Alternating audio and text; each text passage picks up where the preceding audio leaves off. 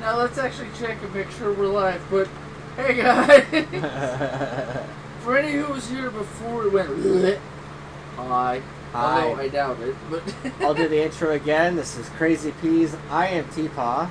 I'm the Karnage. And we're going to talk about a bunch of random shit. You pretty much said what we were going to talk about for the most part. I had cracked it open, but it is, where is it? Grill of Mind. Yeah, in front of my face. Black cherry vanilla. Yeah, but it's back to being life. Cool. Yeah, I literally took a sip out of it. The cat had to literally sit on the fucking goddamn I literally like took a sip of the energy drink, and I know where Simba just starts walking over cords, and then it just turns off. Simba said, "Fuck you and your goddamn review." So, take another sip. Tell them how you like it and what you think of the flavor. It tastes like cherry Coke without the Coke. Okay.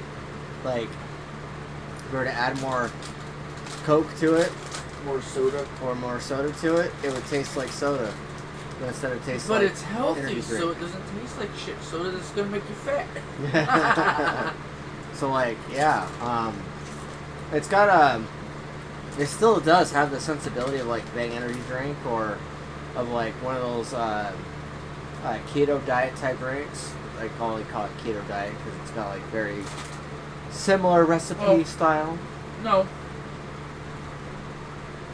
Look on the back. This is all the stuff that gives you other than just sugar and so caffeine. It's got 1,000 milligrams of N-acetyl tyrosine, 400 milligrams of alpha GPC 50%, 200 milligrams of caffeine, 200 milligrams of uridine monophosphate, 100 milligrams of L-theanine, 15 milligrams of saffron extract, 200 mcg of, what does that say, huperzine A? Sounds good. And then 100% of 5 essential vitamins. Zero sugar in this can. No, I don't think it's zero. It says zero sugar right there. Oh, is it zero? It says zero well, sugar. It's only 5 calories for the whole can. Yeah, so if because you're I mean, some of the healthier energy drinks, like the Bangs, they're either zero. Oh, I've drank 2 like sips already, 10. and already I'm feeling the buzzy sensation. Nice buzzy sensation. I don't know. I don't feel it anymore because I've been drinking them all goddamn week. Well, I mean, I had my first one before the podcast last Thursday. That's the only thing that kept me, I guess, aware and forward for it, enough for it, so that way I could just ramble like I like to. Nice. So, what have you been up to this last week? Trying to see if I can make $400 to $500 in a week. For shits and giggles. I think that's what you said that you were going to try and do this last week, so good on you for doing that.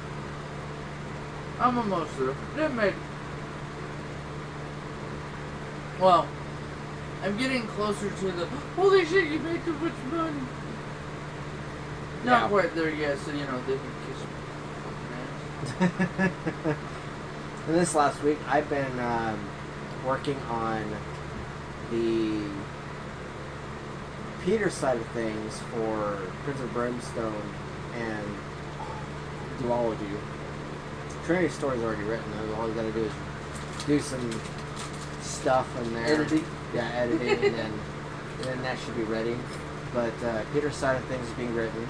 And then I've also been taking care of stuff that the wifey can't. Went to a physical therapy today just to kind of see how it is. I mean, she was like, "You're going to come to my physical therapy appointment." So I was more or less voluntold, but that was fun. And well, hang on. Because you're voluntold, that means she wanted you there. 1, for support, and 2, so that way the doctor can tell you she's not done yet.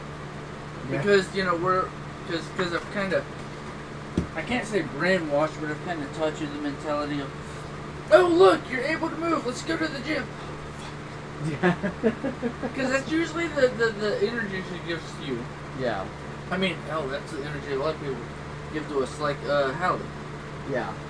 Let's go to the gym. Do I have to just come for 2 days this week? Yeah. Don't overexert yourself. You don't have to do what we do. We've been doing this for 2 years. Yep. I mean, look how fit you look. And he tried to gimped himself for 2 to 3 days. And I laughed because I gimped myself for like less than 12 hours. Just had to pop everything back into place and I was good to go the next day. Yeah, and Howard he is stubborn as fuck. Like, that guy will not do anything if he doesn't like it at all. Or if it hurts him. Yeah. Then no offense. Well, why does he always pick the shitty bitches to keep? Yeah. He has and so do I. We all have a slight talent for getting with somebody who just irks us. Just at the wrong time of the day or just when we shouldn't be irked. Yeah. I don't know if that's us or if that's just the programming women have been taught, but it's just one of those things like, really? So you want me to hit you and break your face so you can try to get me thrown in jail? Okay, I'll remember that next time. And then walk away, and they're like, what just happened? I think he threatened he's going to kill you, or you're a dumbass for making him want to kill you. And he walked away instead of actually killing you. Which proves I'm in control of myself. I hate that. You're a man, you're a misogynist, I always think that part's funny whenever women bitch about their man. It's like, what did you do? That has nothing to do with it. Which means it's all your own fault. Shut up.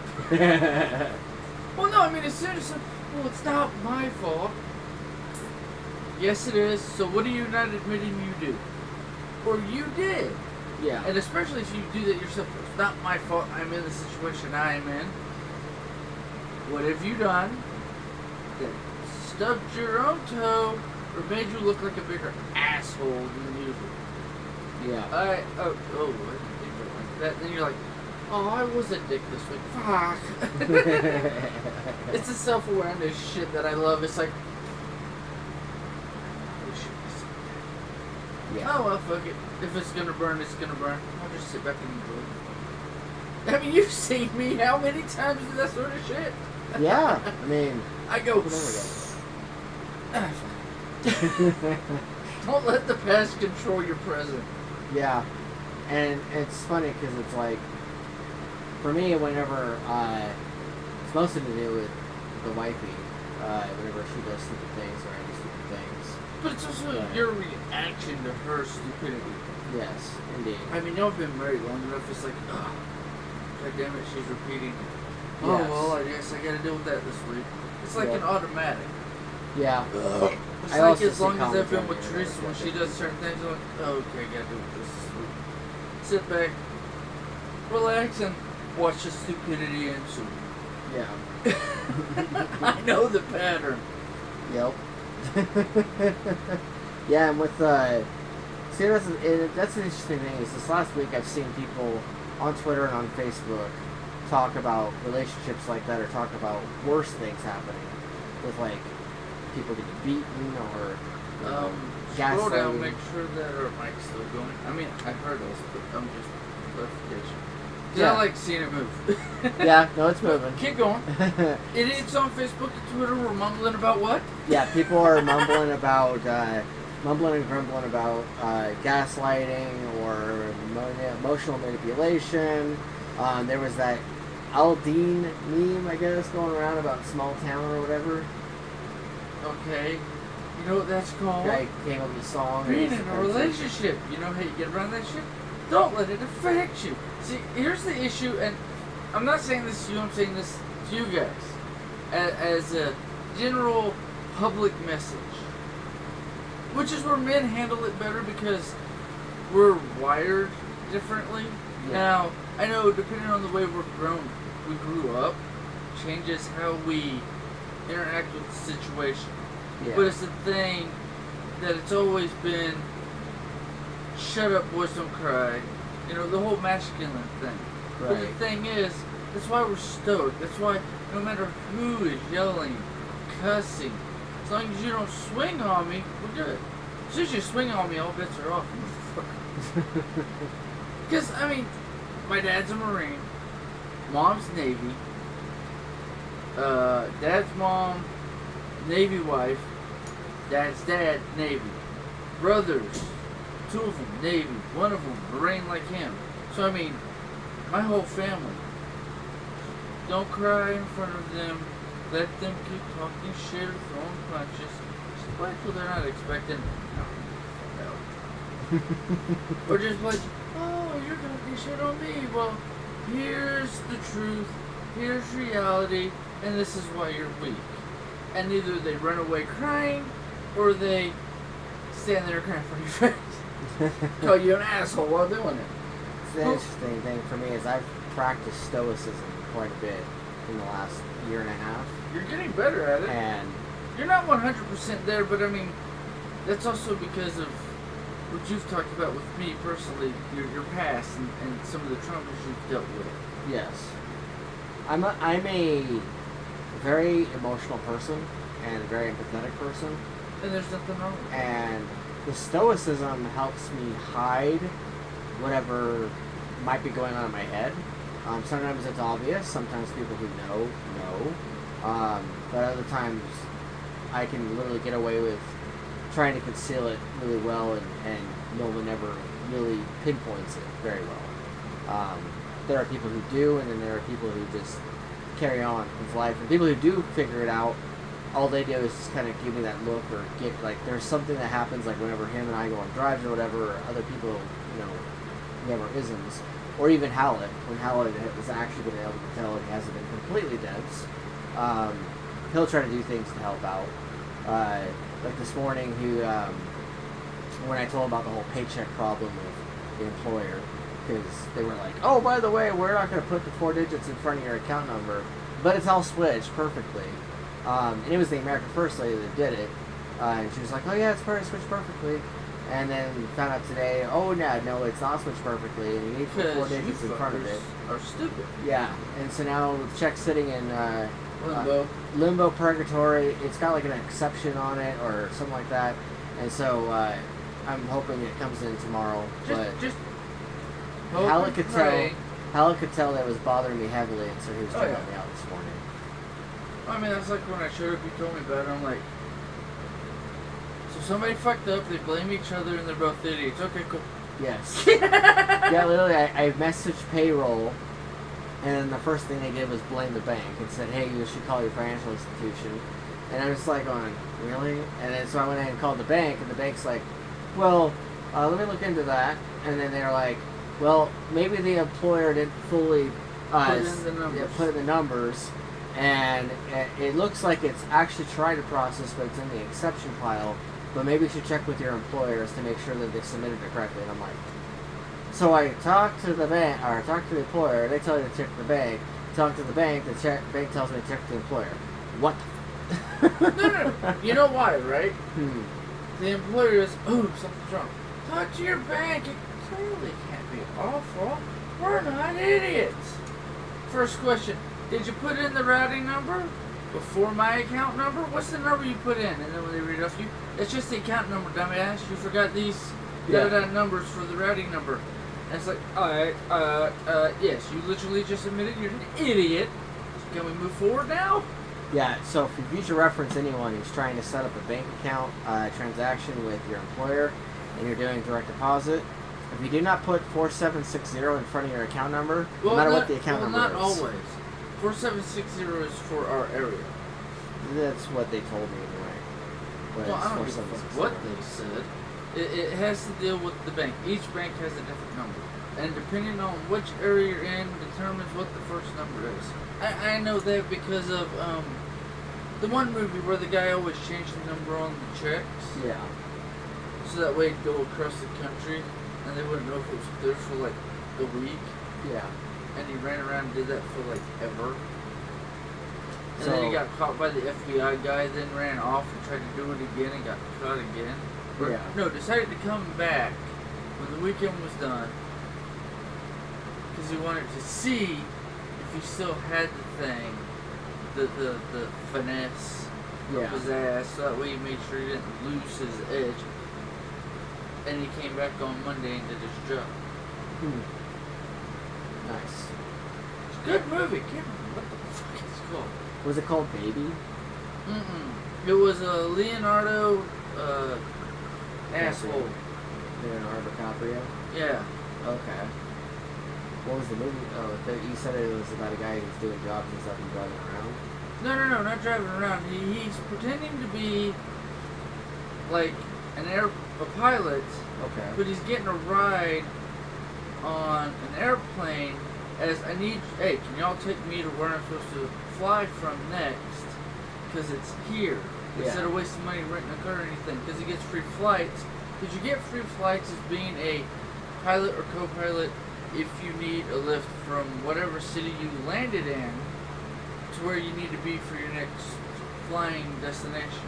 You get free rides in the company. Okay. And he did that, but yet he didn't have any money. So he figured out a way to leave me alone, fly. Won't fly, it looks my face.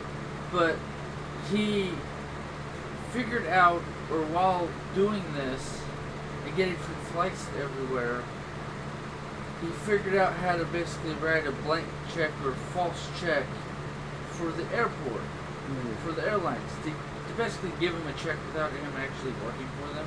Yeah. And then, because I don't remember, in the movie he talks to somebody or has a conversation with someone and finds out how to, or because of a class he took, he ended up finding out information that helped him figure out how he could basically launder money. Like, simple as shit. Yeah. So, that's what he did. Was it, my brain, Wolf of Wall Street? No, let me Because I remember Wolf of Wall Street, he was wired. Leonardo DiCaprio movies. So no, he wasn't. In order, yes, we'll do that. I know he wasn't riding an airplane in Wolf of Wall Street. But I that's am something the, to think of. not that one. Not that one. Not that one.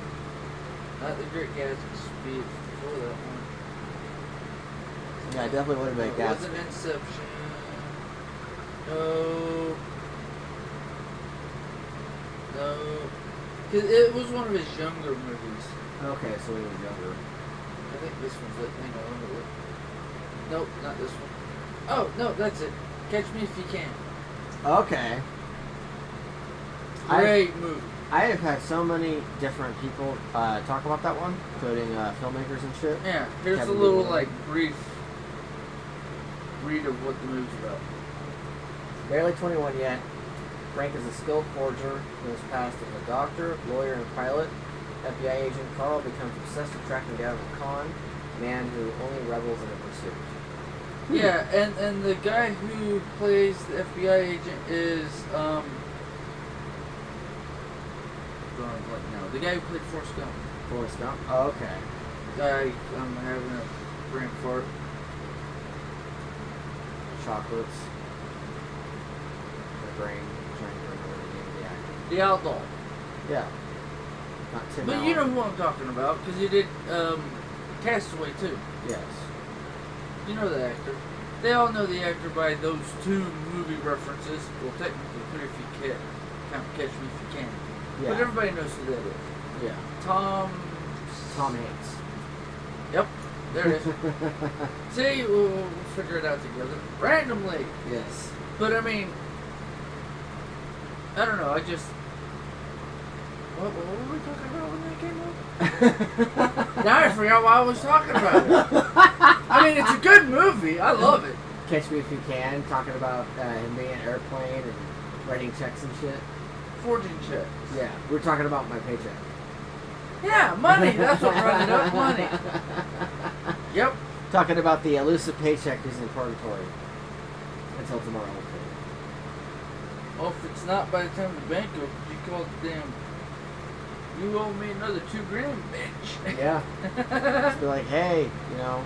Because you were trying to get it so that way 50% went into a separate account that you just made, so that way that account can save up the money, so that way you know exactly how much you've saved up, so that way you can buy a house in another couple of years. Yeah, it's the whole point is to save money and to manage it better. Yeah. Because we talked about that. I'm like, well, why don't you just like open up a separate account, just like hide the money for the down payment? Because you'd had $5,000 and then some stuff happened and bad management through another person, and yeah. Yes. Now I'm gonna keep that as big as possible so that way I can't get shot neither. You know who you are though. If you're watching, yell at me. Yell at me in comments. Come on. I need something to keep my day occupied. I don't even think they're watching the stream yet. No. They're busy. Well, that's why I'm making the offhanded asshole jokes. Yes. Because it was the give me, batteries for my keyboard. I want to play a game or something. Yep. So like clearly they're not paying attention to here. They'd already made the bitch because we bought them the fucking batteries. Yes. Or you bought the batteries for them to complain and talk and whatever. Yes. So I'm just laughing at the stupidity. Oh yeah, before I forget, do it on your phone too. What? Share the podcast into Oh, yeah. the Twitter ether. Oh yeah. That part. We spread the word. Spread those cheeks, black girl. Spread the seed. You heard what I said, woman? Oh, you so mean. Because I'm a dirty mother trucker. Ooh. Yum. No, that. Yeah, that is yum. I've been following her for years. Dude, where the hell? Okay, all you ladies that are following Karnage6778 on Twitter, some of y'all send me a message and tell me if you're just following me so that way I'll look at your nudie pictures on your freaking profile, or what's going on here? Am I like super famous? Y'all want to screw me? What's the deal? Because if I'm becoming famous with the women and not the men, I just want to know so that way I know how to proceed with the lunacy. Either with you in my pants or you in my back pocket. Where are we going? Do you just want my wallet because you think I'm famous? Or do you just want to see me naked to try to throw me under the bus in like 5 years? Yeah, put Crazy Peas, Insanity, Humor, Rated R. I'd say MA, but to each their own. TVMA. Fuck TV, we just MA. We are just the mature content. Yes. Why? Because of the random shit that comes up. Like me, talking about getting laid and other random shit. Yes.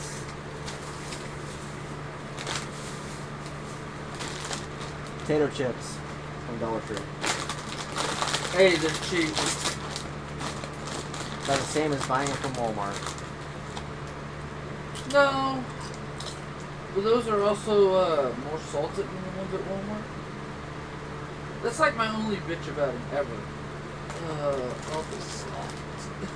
Yeah. That's like my only complaint. I can never give to them because they're slightly too salty, and if I make the wrong dip, it doubles down on the salt, and then it's just my mouth is full of salt, and I'm like, ugh, you dirty bitch. But anywho, other than random check fiasco, which threw me into a movie you've never seen, which gives you a reason to look it up and see if you can watch it for free on Let's see if I can watch it on Prime. Yeah, why not? I mean, because if you can watch it on Prime, then you could watch it for next week's episode. Yep. And then we can discuss it next week. Because, I mean, it's a great movie. I like it. Yeah, it's one of the older movies. It's one of the ones, or it's the movie, because he did that movie is the only reason he got Wolf of Wall Street, in my opinion. Interesting. Okay. Watch the movie with that thought in your mind, and then you'll see why, from this movie, him being this much older, instantly, Wolf of Wall Street, oh, we have to get Leonardo to do it. Yeah. It's like an instant duh. Yeah, no, After you watch it, you'll see the connection, and then we can talk about that next week.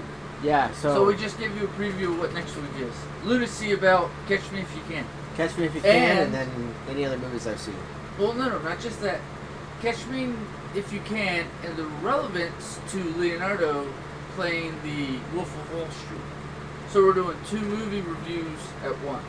Yeah. Because I've watched both movies, so I might have to rewatch Catch Me If You Can and rewatch Wolf of Wall Street, but it'll be good. Yeah, I love Wolf of Wall Street. And it's a good movie. And I thought that I wouldn't like it. I literally walked into it being like, oh, this is going to be okay. A big fan of Leonardo. Like, oh yeah. Yeah, big fan of Leonardo. I did not know if I would like Wolf of Wall Street. And it turned out, I love Wolf of Wall Street. It was insane, it was intense, and it was a good story. Like, it was a guy who tried to be idealistic in a world full of sharks, and inevitably it was like an Ouroboros, so he ended up eating his own tail. And you mean like this? Yes. I have a Ouroboros. You said it right. Ouroboros, yep. Yeah. Yeah. On my neck. Yeah, it was a movie where very much about the man who is trying to make a living in a world full of sharks. It's not even sharks. It's he's in the pool with the devil, so he's got to play with the devil. And he ends up becoming the thing that he didn't like, and then he didn't want to become at the beginning of the movie. Yep. Yeah. And he did ridiculously well at it too. It became extremely successful. And until he got caught. Yep, till he got caught and punished. It reminded me of the. Do you remember the movie The Big Short? The what? The Big Short. About the housing crisis. Never watched it. It starred Christian Bale. Starred quite a few different prevalent actors, and it was of course adapted from real life events because the housing crisis was part of it. Yeah. And you said The Big Short? Yeah, The Big Short. Quite a few actors were brought in for cameo appearances to explain, information or trivia about what happened with the housing crisis, and it basically was about how the housing crisis, about the housing market was on a giant bubble, and how it's still on a giant bubble. How the market is largely off of borrowed time. Well, it actually, around the time when I started to buy my house, is when it became halfway decent. Yeah. Yeah.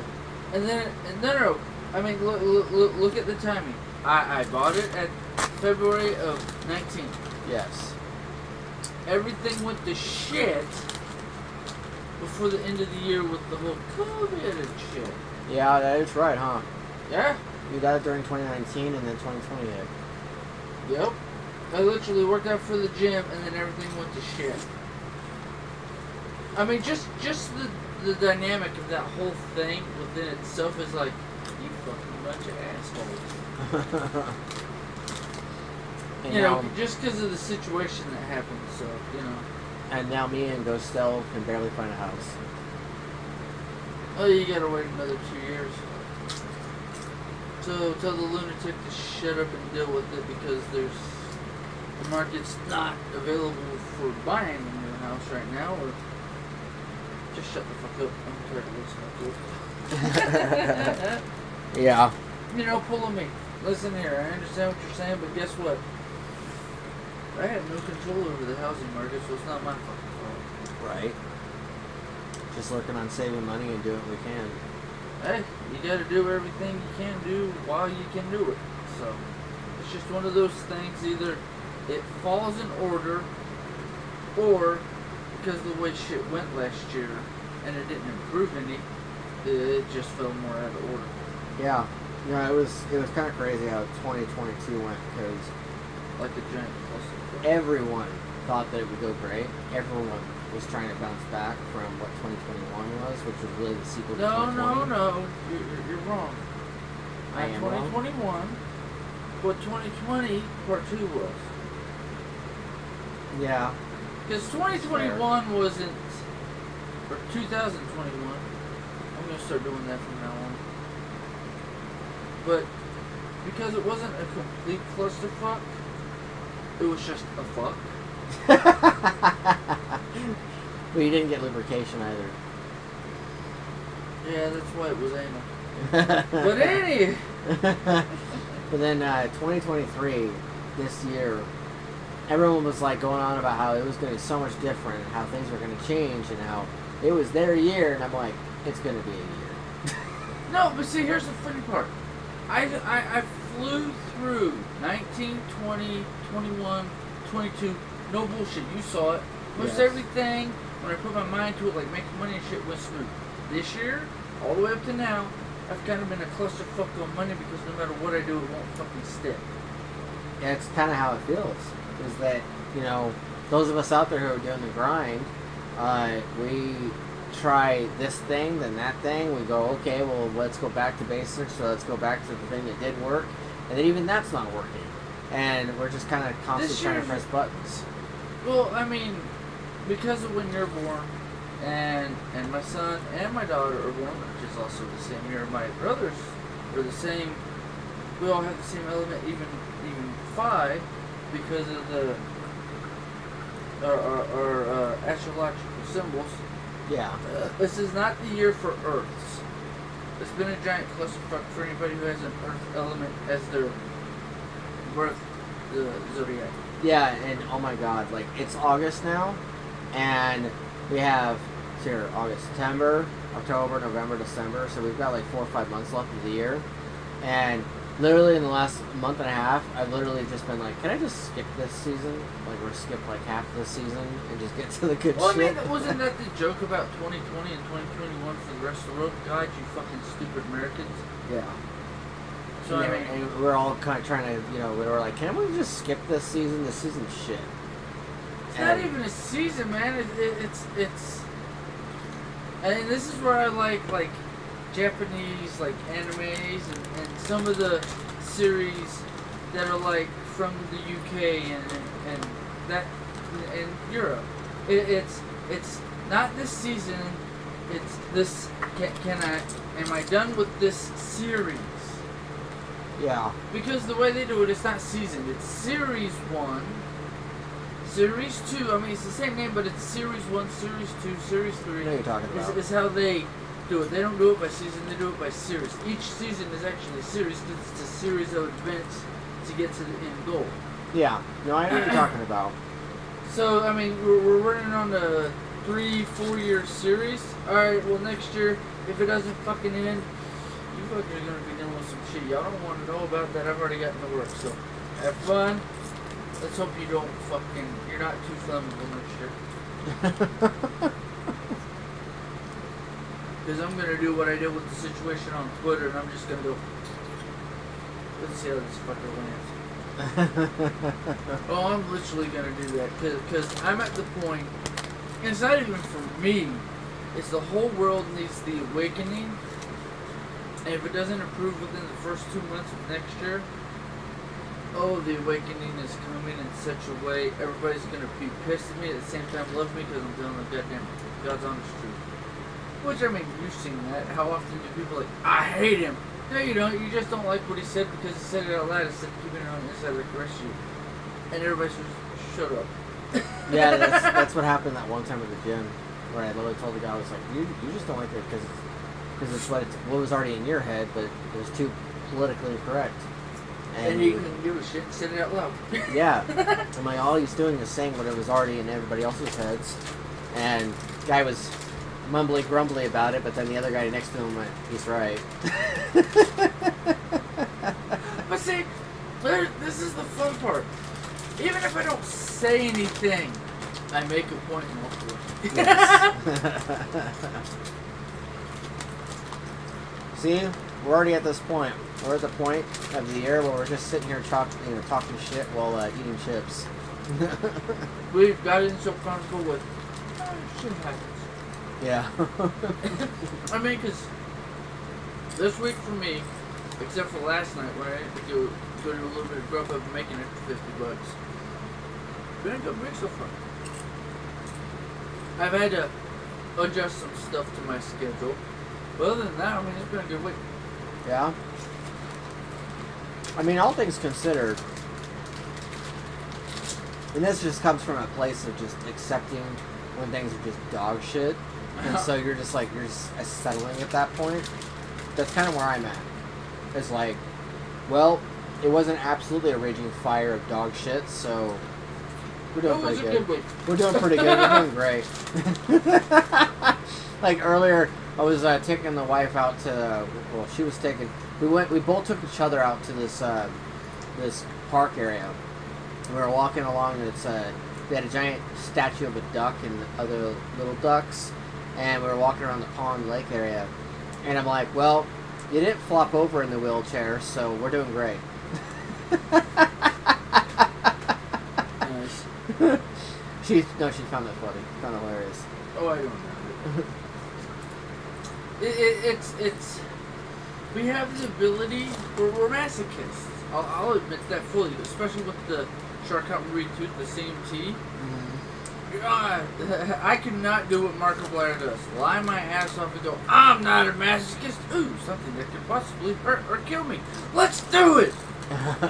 You literally are a masochist. Quit fucking lying to everybody. Me, I'm like, I am a masochist.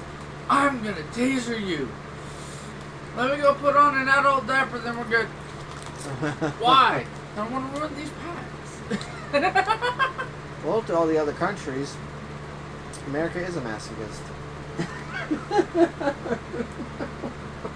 I figured. Hey, let's do some sound bites just for shits and giggles. Waste a couple minutes. Okay. Prison infrastructure around. Did you not want to create an actual prison infrastructure around? And if people think this is a conspiracy theory, Oxford, England already has the 15-minute city implemented on the ground, everything there. It is the model for the rest of the world to follow. They have changed it into 6 so-called districts, just like the Hunger Games.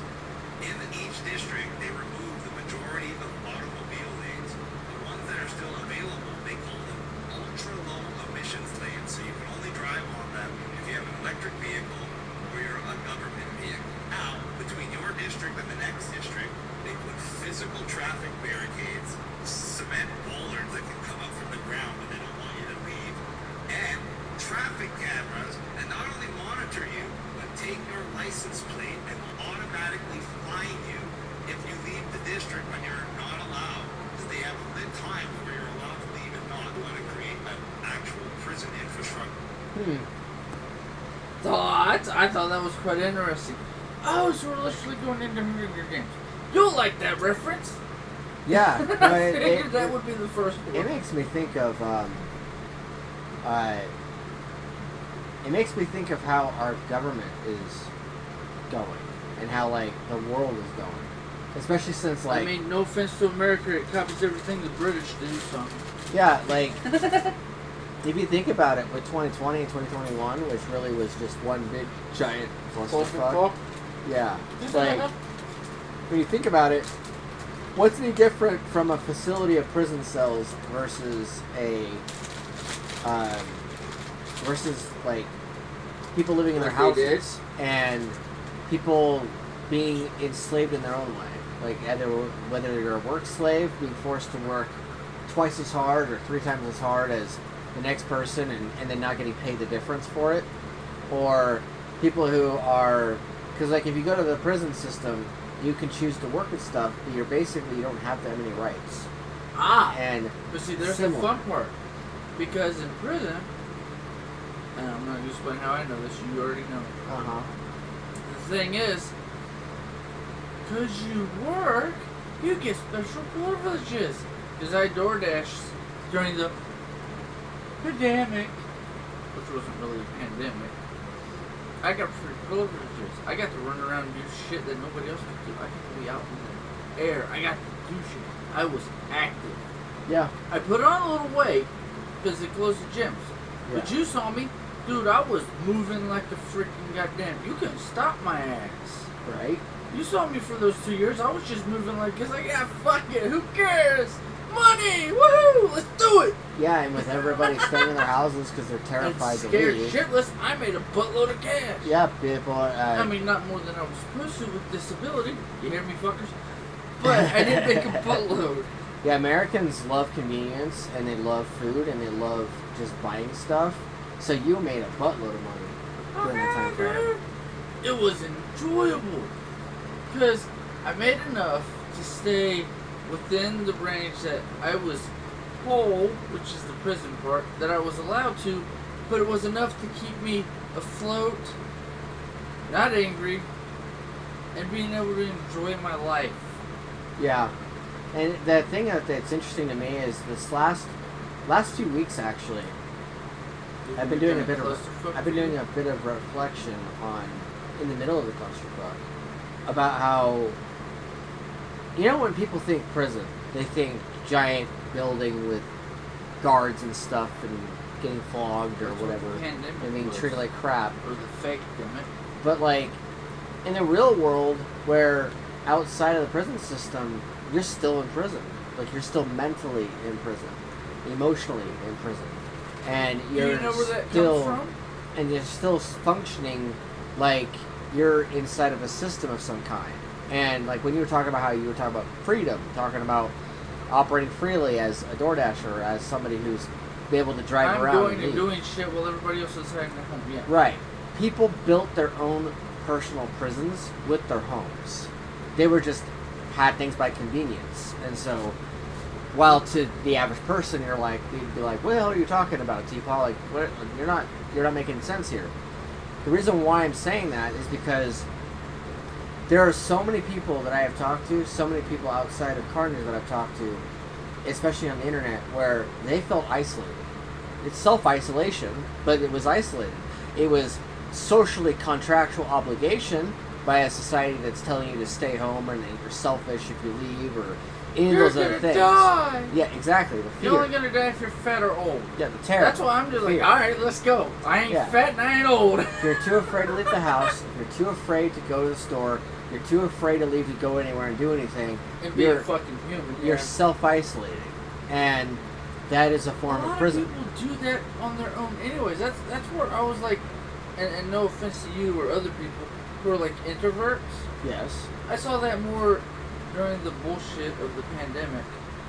It was the thing of, I can't go nowhere. Why aren't you happy? Aren't you a fucking introvert? That's not the point, motherfucker. That's like the whole point. This is like your paradise. Shut up and enjoy your jail cell because this is what the fuck you want. I mean, not you specifically, but I'm saying certain people that I interacted with constantly during the pandemic. It's like, shut the fuck up. You're always bitching about being around people. Now you're bitching because there's not enough people around you. Shut up. You got the fucking paradise you wanted. Now you're bitching that you got what you want. And no offense, those are the people that piss me off the worst. They got what they wanted. They got to be the introvert and hide at home. The only issue they had is they had to hide at home with other people. Now, see, I left the house. In fact, not only did I leave the house, but when they were like, "Oh, get the vaccine," and if you get the vaccine, you're supposed to wait certain days, but then I threw all that out the window. I was like, as soon as I got the vaccine, I was like, "Okay, I'm done." And before I even got the vaccine, I wore the mask more as a social convenience to others, rather than me thinking that I'm going to breathe on somebody and turn them into a zombie. They're already a zombie. No. It was, and this was more from my point of view as being a DoorDasher. Yeah. I did it so that way when I went to the restaurants and grabbed the food, it wasn't the, why aren't you wearing a mask, bitch? I'm like, yeah, just put it on, go in the store. As soon as I get out of the store, take off the fucking mask and just eat milk. Yeah. I was going to the gym, because even if when they closed the gym for 6 months, I was still working my ass off at home. Yeah. So fuck you, kiss my butt. And then when they reopened the gym, you saw me, I just kept going. And I started dragging you. I'm like, no, we're going to the gym. But what about, I don't give a shit about any of their bullshit. I don't, give a crap about anybody's bullshit. We're going to the gym because if we're fit, we can't die from this because it's the common flu. Uh-huh. They can kiss my ass. We went to the gym. None of us really got sick because even when you got sick in January, the whole household, I was like, I'm going to stay away to cover my ass. So that way there's no, like, from the dumb wife or any other idiot. You say you got your kid sick with it or, I'm not playing the blame game. Kiss my ass. Yeah. And that's the whole reason I stayed away. For the second that I I didn't even wait to get another COVID test to test that I was negative or whatever. Well, you were working from home. Fuck off. I just simply did the 4 or 5 days of quarantine that they, and I wasn't even really quarantine. I just didn't work. You just hung out at home with the family. Yes, and went to the Dollar Tree, got myself quite a few of those vitamin C's, chugged the vitamin C's. Basically, just was like, well, if I'm gonna handle this like anything, I'll just handle it like a regular sickness, and I'll just pump myself full of vitamins and pump myself full of stuff. And then, keep moving. And then when we get to the point where he's willing to go to the gym again, we'll go to the gym and kick ass. Well, and it was fine. As soon as you guys told me that you'd actually caught it, or somebody actually popped positive, I'm like, okay, give him a week. And then back to the gym we went. Yeah, no, I literally did 7 days, stay away, just in case, cover my ass, even though I knew it was all bullshit. I did it to cover my ass and your ass. Yeah. And then we just went to the gym. It's like, okay, fuck you, It was very much like a common heavy cold. Alright. That was about it. Oh, and here's the funny part. My brother's wife, she thought she got it, wasn't sure. Was around me, was around his ass. He thinks he caught it from somebody at work. Fine. I know I caught it from those two idiots. Because I had trouble breathing. But guess what? It only lasted 12 hours and it was gone. Yeah. I mean, because I was, at that time, I was still working my ass off. Even though Nephi wasn't coming with me, and I had to move to the other gym yet so that I could drag you along. I was like, no, I'm going to keep working out. And I did. I worked out so hard that even having it, or having symptoms of it for 12 hours, didn't slow me down, didn't stop me, and I still did DoorDash and made money. Yeah, what's interesting to me is how shitty people were about all of that. Like, they were shitty about us working out in the gym. They were shitty about us trying to stay fit. Like, yeah, you're so horrible. You're evil. You're being around in public. There's just something about... about... Yeah, because you're not, you're going to get sick and die before I do, motherfucker. There's just something about the human condition and illness and how everyone treats wellness. Like, whether it's emotional wellness, mental wellness, physical wellness. It's not even that, from my point of view. What it is, it's, you might make me sick. How many times have you been sick with the common cold, flu, or anything else your entire life? I don't know. I don't keep track. Then shut up. Are you 100? No. Are you 90? No. Are you 80? No. 70? No. 60? No. 50? Yes. Go to the gym. What? Because you're 50 years old, go to the gym. Yep. Anything over 50? If you catch it, you're dead, so just accept it. And keep moving. Yeah. The interesting thing to me is that... And I'm not trying to sound mean, people. is that throughout childhood and throughout teenhood, whenever I caught colds or anything like that, the only time I was ever actually down for the count is when I couldn't leave the bed. Right. And when I was vomiting. Like, you know how that is. True sickness. Throwing up and shit in your pants. Yeah, like you get to the point where you can barely do anything without something happening. That was the only time I ever stayed out of school. Or whenever I, caught, whenever, like, especially with Convergence or any other job I had. It's the only time I ever stayed out of work was when I couldn't leave the bed.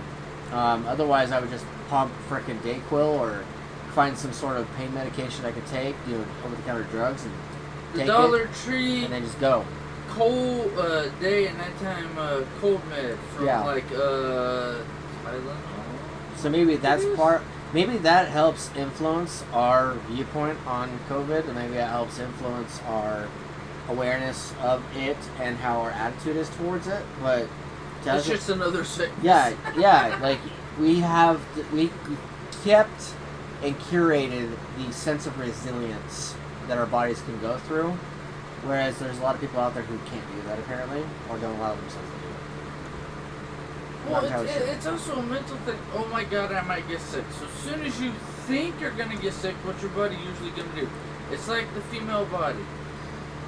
If she wants to be pregnant to trap you into the relationship, no matter how many pregnancy tests she takes, even though the doctor tells her she's not pregnant, she and the damn thing comes up pregnant because she wants to be pregnant. So what does her body do? Produce the hormones to act like she's pregnant. It's the you're a what's the H word for you're sick even though you're not sick. Hypochondriac. Yeah, hypochondriac is pretty common. It's the thing of I think I might have maybe caught something like Sheldon in Big Bang Theory. You might get me sick. Get away! Spray 1 million pounds of freaking sanitizer on somebody else. And then what happens to him? He gets sick because he's inhaling so many chemicals. Yeah. Dumbass, you made yourself sick, stupid.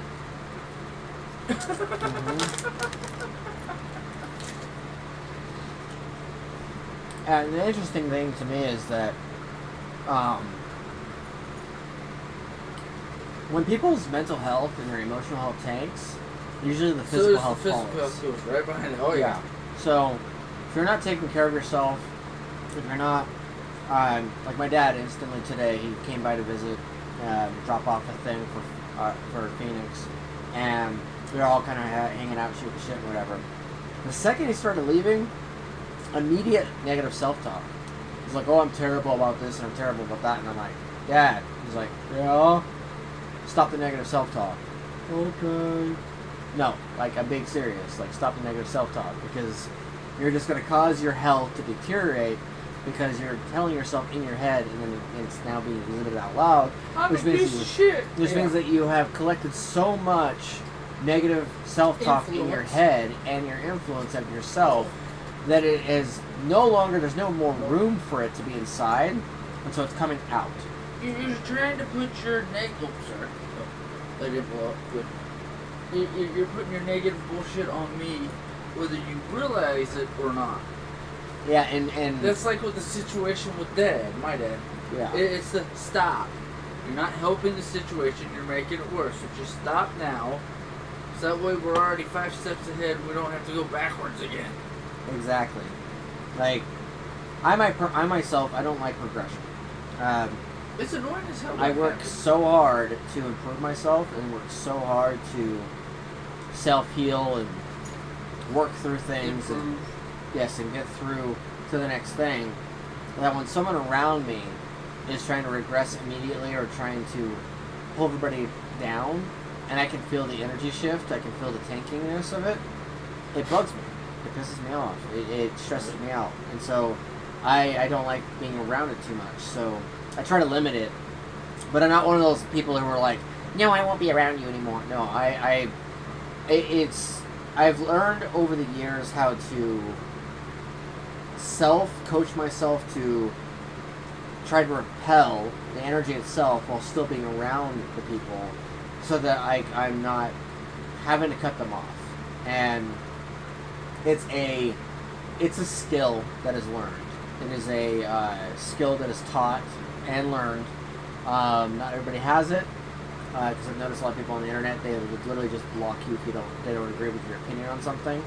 Or, how could you be that guy that you're a different guy in the group?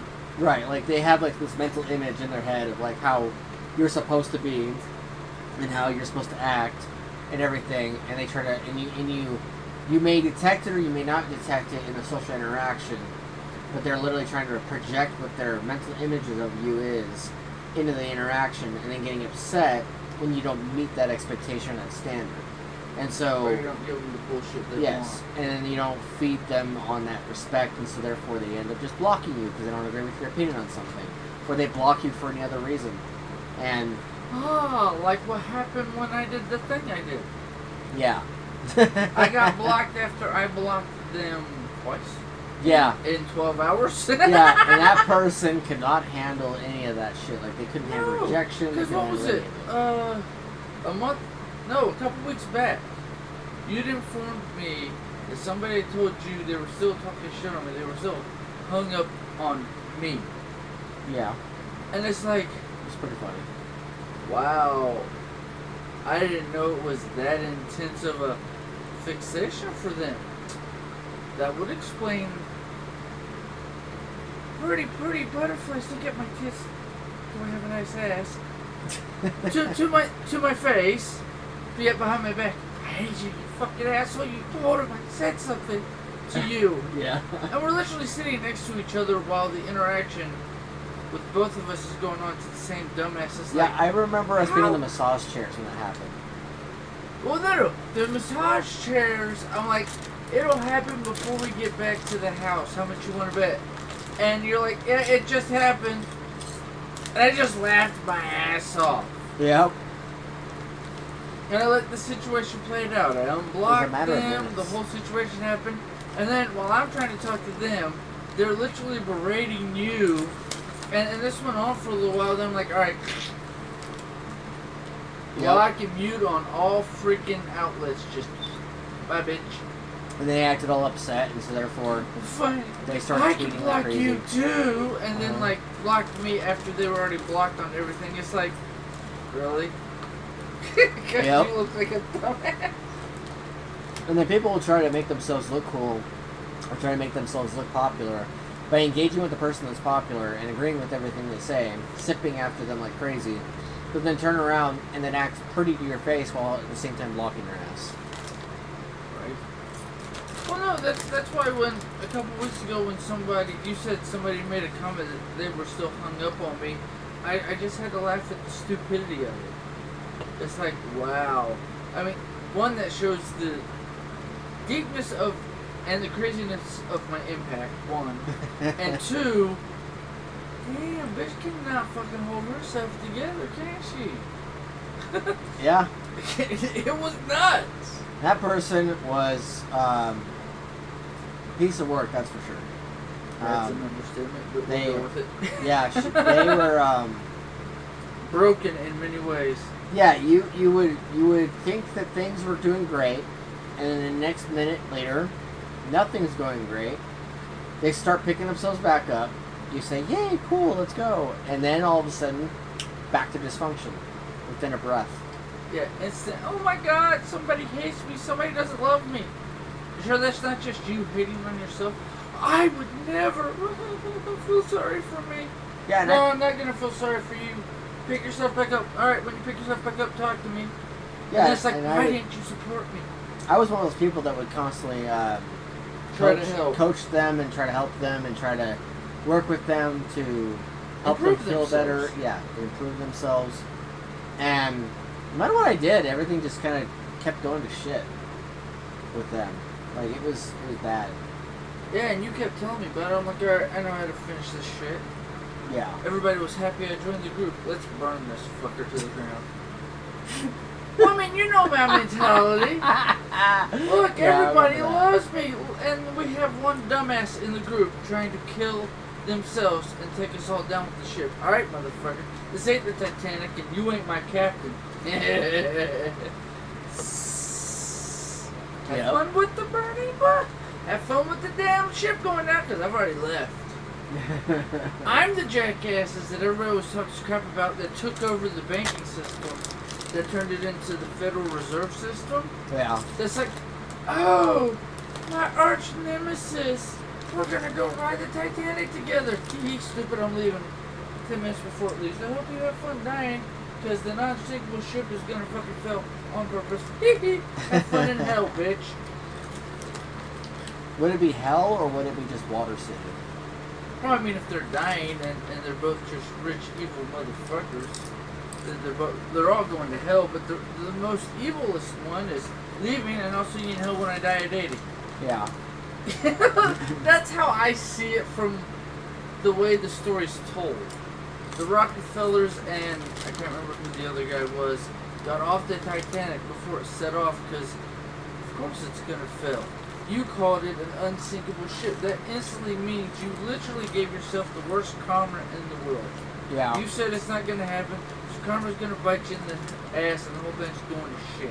All it needs Plus, is a really solid, also that the pointy rock supposed racing. captain's family was so wellly rewarded after his death because the idiots who left the ship apparently told him they'd give his family a whole bunch of money. This is, one of those theories. Yeah. Don't know how much facts in it, but they basically paid him off by setting his family up to never need money or not have to work another day in their lives for 1 to 2 generations.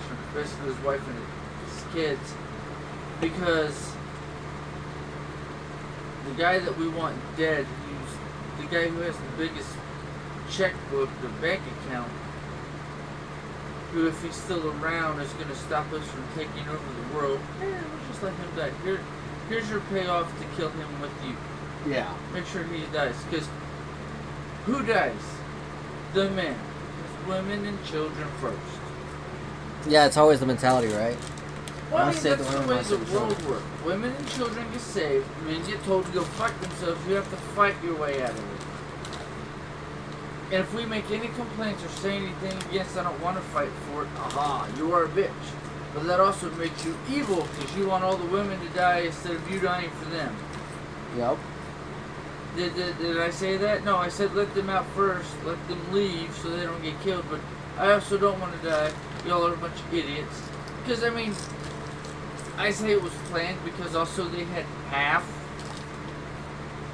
the boats to get off the boat just in case it got hit or anything. Yeah. But the captain changed the course from where it was going into an area where the boat might get hit by an iceberg and go down. So it looked like it was done on purpose because he changed the course of where the ship was supposed to go, which was nowhere near icebergs, and the damn boat shouldn't have gone down. Yeah. But I think what was one of the excuses they used? No, he did it to prove that it was an unsinkable ship. Well, you kind of disproved it and killed yourself and like 1,000 men just for shits and giggles. Like, are we serious? So But I what do mean, you know, that's my viewpoint from the conspiracy theories or just theories in general I've heard over the Titanic. Over the years. And I know that the Titanic movie itself was dramatized and like half It was the a shit love made up. story so that way everybody would go watch it. The men would get bored and fall asleep. The women would get all ooey and gooey and get wet because, look, you romantic movie. And then go home and fuck their man. I saw the whole plan behind this bitch. What also helped that Leonardo DiCaprio was a pretty boy. And So the he's women been a liked him. pretty bitch. Even now at his age, what is he, like fucking 50? 60? Something like that. Yeah. He's an old fuck. He was young when I was a kid. He was young and has always been young. He does not look his age. Kind of like my dad and my mom. Kind of like your dad. Although your dad is starting to hit his, I'm starting to look my age. Dad's just stressed and exhausted. Well, And he's got a energy sucker in his house. well, he's got a succubus. Yeah, he married a succubus. Yeah. So of course she looks a little older now than he typically does. That guy has always looked young. Like, I inherited his youthful qualities too. I mean, I don't look like I'm 40. I mean, I do with the beard, but I mean, if I shaved off the beard, you see me clean shaven. Yeah. I don't look near my age. It cuts off like 10, 12 years. Yeah, if I shaved all this off, like all the facial hair off, I would look like I'm 17 to 19 again. If Or I shaved early all my 20s. facial hair off, I go to 30 and below, into my high 20s, mid to high 20s. Yeah. Got that whole elf blood going on. You're fucking damn straight. It's good genetics, too. I mean, because it's a weird thing. Like, I mean, my family comes from the East Coast. New York. Yeah. And then they moved, at least Russell's side of the family, to the West Coast. We're coastals. We age slow as fuck. Yeah. I mean, because even my dad's mom from Florida, Pensacola, it's on the east. Yeah. It's on the eastern side of Florida. We're coastals. So it's like, yeah, go ahead, try to kill me. Try to stress me out. Guess what? All you're gonna do is get white hair. Yeah. I mean, most of my white hair is in my beard. I have no white hair. Dude, I like shaved my head for like 6 months. Look. And that's because of dad's genetics. You see my dad? If he doesn't cut it short, his hair could probably grow down to his ass and he'd look like a slightly overweight, the one blonde guy who used to be on all the girly magazines, the big muscular douchebag. Hasselhoff? No. Not Baywatch, bitch. The blondie. damn name? You might not know him because by the time you grew up, he was already gone. Fabio. No. No. He was literally a model. That's all he did. But I mean, it's the Aaron thing, the Aaron race. Yeah. He had the blue eyes, blonde hair, but yet he had a good upper body and was fit as fuck. Yeah. He was the pretty boy, the model for the pretty boy, the long hair. But the one thing he had was the baby face, because he always shaved, or he never grew hair. Me, I start shaving because I want to grow some facial hair. Instant. Like within the first, I always got upset. Hallett is straight up jealous of our facial hair. Hallett's not the only one. Okay, here's just a funny hoo-ha. United Dairy Farmers, where I work the graveyard. Yeah. The chick who became the shift lead, Bitch. well, no, she's a bitch because she got shift lead, and I had to cover her shift 3 or 4 times. Stupid ass. Because her brother was an idiot. Let him be an idiot. Stop worrying about your stupid drunk, freaking druggy brother who goes off the rails. Yes. Let him go off the rails. Eventually he's going to get himself killed, and then you got to worry about him, and then you can pray for his soul to get to heaven and go straight to hell. Your choice, you stupid ass. But anywho, he always made the complaint, even if he shaved, he didn't shave. Yeah. I can't grow facial hair. I've tried. I'm like, have you shaved your whole face, repeatedly for, a month straight? No, I hate razors. That's why you can't grow a beard, bitch. No, if you can't grow a beard, shave your face every day for a month, and then just stop shaving. If you can't grow a beard and a mustache, after you basically shaved all the freaking little bitch hairs off your face for a month straight, you can't grow hair. You have the genetics. You are not the Viking warrior. You're the fucking priest who stares at women's tits. Do you know where all this facial hair came from? Doing that exact thing. Exactly. Shaving my face non-stop and trying to make myself look conventional. And then eventually, after I turned, he was 18 or 19, I said, fuck it, and I grew out the beard. Exactly. That's when your sister met me, was when I grown out the beard. Started to growing out the beard. Oh yeah, I remember. Yeah. And it was But after I was shaving a lot. it's the thing. It's like the wife, bitch. You give me rug burn, and you go down on me when you shave. Then don't, bitch, you want me to be shaved all the time then. Because even if I shave every day, I still don't have, because of the way the hair grows on me, I don't have a smooth face. And it's because at the age of where my son is, 13, 14, Yeah. I wanted to start shaving. I was given a razor. I started shaving. I only shaved 2 or 3 times. I didn't do the whole month because I already knew the genetics. I'd seen it in my family. I just shaved, took off the little stubble and the little bitch hairs, and then what do you get? The god beard. What's even funnier is I actually have gone to so many different jobs, especially in my early 20s and late teens, where people would be like, dude, how'd you grow the beard out? And I'd be like, I didn't shave. And they'd be like, wait, what? And I'm like, yeah, I didn't shave. And they're like, wait, I don't shave and it never grows. And I'm like, oh, well, I did spend the first few years of my teenhood, from 15 shaving onward, and 17 and then 18, just shaving nonstop. So maybe part of why I can grow a beard now. Yeah. And they were just like, dude, you're growing a fucking beastly beard. And I'm like, probably because I shaved a lot. I'm not even trying. All I did was just not shave for a few days. Well, see, now, this. that's the funny part. What I think it's funny, the people who don't have a beard, you tell them, well, just shave your face for a week. Or shave your face for a little while. And I usually give the month as a marker. Just 30 days, see what happens after that. And 90% of the people who can't grow a beard or don't grow a beard, oh, I put a blade to my face.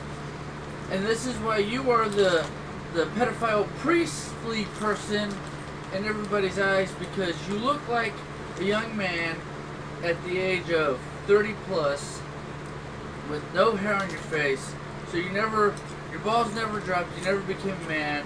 That's why you like tiny bitches and small boys. Because that's their thought process. Because if you look like a little boy, you're either a fag or you like prepubescent girls because you like young women. That's why you look so young, so you can get away with it. Shave, be a man, grow a beard. I don't like razors on my skin. I have sensitive skin. You know they have sensitive shaving cream for that, you fucking bitch. Because I get razor burners too. That's what. See, I can shave constantly. I hate razor burners. So I just decided to stop shaving. I mean, well, my beard's been growing for what? Like the last 2 years straight? 3 years straight? There was even a time where you threw me off because you were smoking a cigarette in the car and all your face was barren with like a hair. And I was like looking at you and I'm like, What happened? I was staring at him and I was like, and he just goes, what? And I'm like, you have no hair. And he's like, and your point? And I'm like, yeah, that was like a year ago because I busted all off. Like the horror movie music was playing in my head. You thought I'd snapped? I was like, shit, he gone. looks fucking young. No, I was like, he's Who gone. the fuck is he gonna kill? Did he shave his beard off so that way there'd be no residence in his beard? So that way it didn't look weird that he was shaving for a couple of weeks? What the fuck happened? I know the thoughts that goes through everybody's mind when I start shaving and stuff. What the fuck? It What was happened? like, What's going on? what the fuck? I just decided to buzz it off and start all over. I like doing that though. Like every so often, you'll see me. I'll cut my mustache short, Yeah. just because I want to. Change up the look for a fucking month or two. Looks like Randall from Clerks 2 when he finds out that Elias, his girlfriend, might have a pussy troll, and he's just so like, the fuck? What is going on here? Nice. Oh shit! Let's zoom in this soundbite because we went all the way off the rails. I mean, it was fun, but Why not? About chickens. Historically, they didn't have garbage trucks and landfills, so chickens were a garbage disposal salvage operation in the homestead and the farmstead. What do? You don't throw it away, you feed it to chickens, and chickens for the then in pigs. return cycle it and give us eggs in return. Today, you think we're green when we take our banana peels and our waste from the kitchens, put it on a truck, run with diesel power, and truck it off-site somewhere to a composting operation, and then people can buy the compost for their houseplants with ornamental flowers. What really would be green is to attach a chicken house next to each cafe so that the scraps went right into the chicken house, the eggs come right back in, and now we don't have to truck the garbage anywhere or bring the eggs from anywhere. That's what I'm talking about is normal. You know, that sounds like farming to me. You know what that sounds like? What? How you're supposed to run the road instead of all this industrial bullshit where you're paying for fucking trash man. Hey city, I'm not paying for trash anymore. Well, if you have trash or da-da-da-da-da, we're gonna find you. Okay, cool, come get your trash can. I don't need it no more. Just one more dump pick up for it. Stop getting like this and that. Stop getting the plastic. But Get it's, stuff you get. No, shut up. it's tasty air. It's tasty oil. But anywho, it's the thing of all the scraps and all the leftover food. You feed it to the pigs and the chickens. You get eggs from the chickens, and when the pigs get big enough and have bred and made a couple more pigs, you kill them. You have bacon, pork chops, ribs you can turn into barbecue or whatever for at least a year. You have bacon, you have sausage, you make your own fucking hot dog, sausages. You know, like summer sausage or kibasas. Old school kibasas. You know, that makes you really want to get me smoking again. No, I mean, talking about it, it's like, yeah, go get me a pig, build me a pen in my backyard. You're not allowed to do that. Yeah, I am, because that, you know, I'd find a loophole or pay whatever fee to have chickens and pigs in my backyard. Kielbasa, the sausage, my butt cheeks are warm.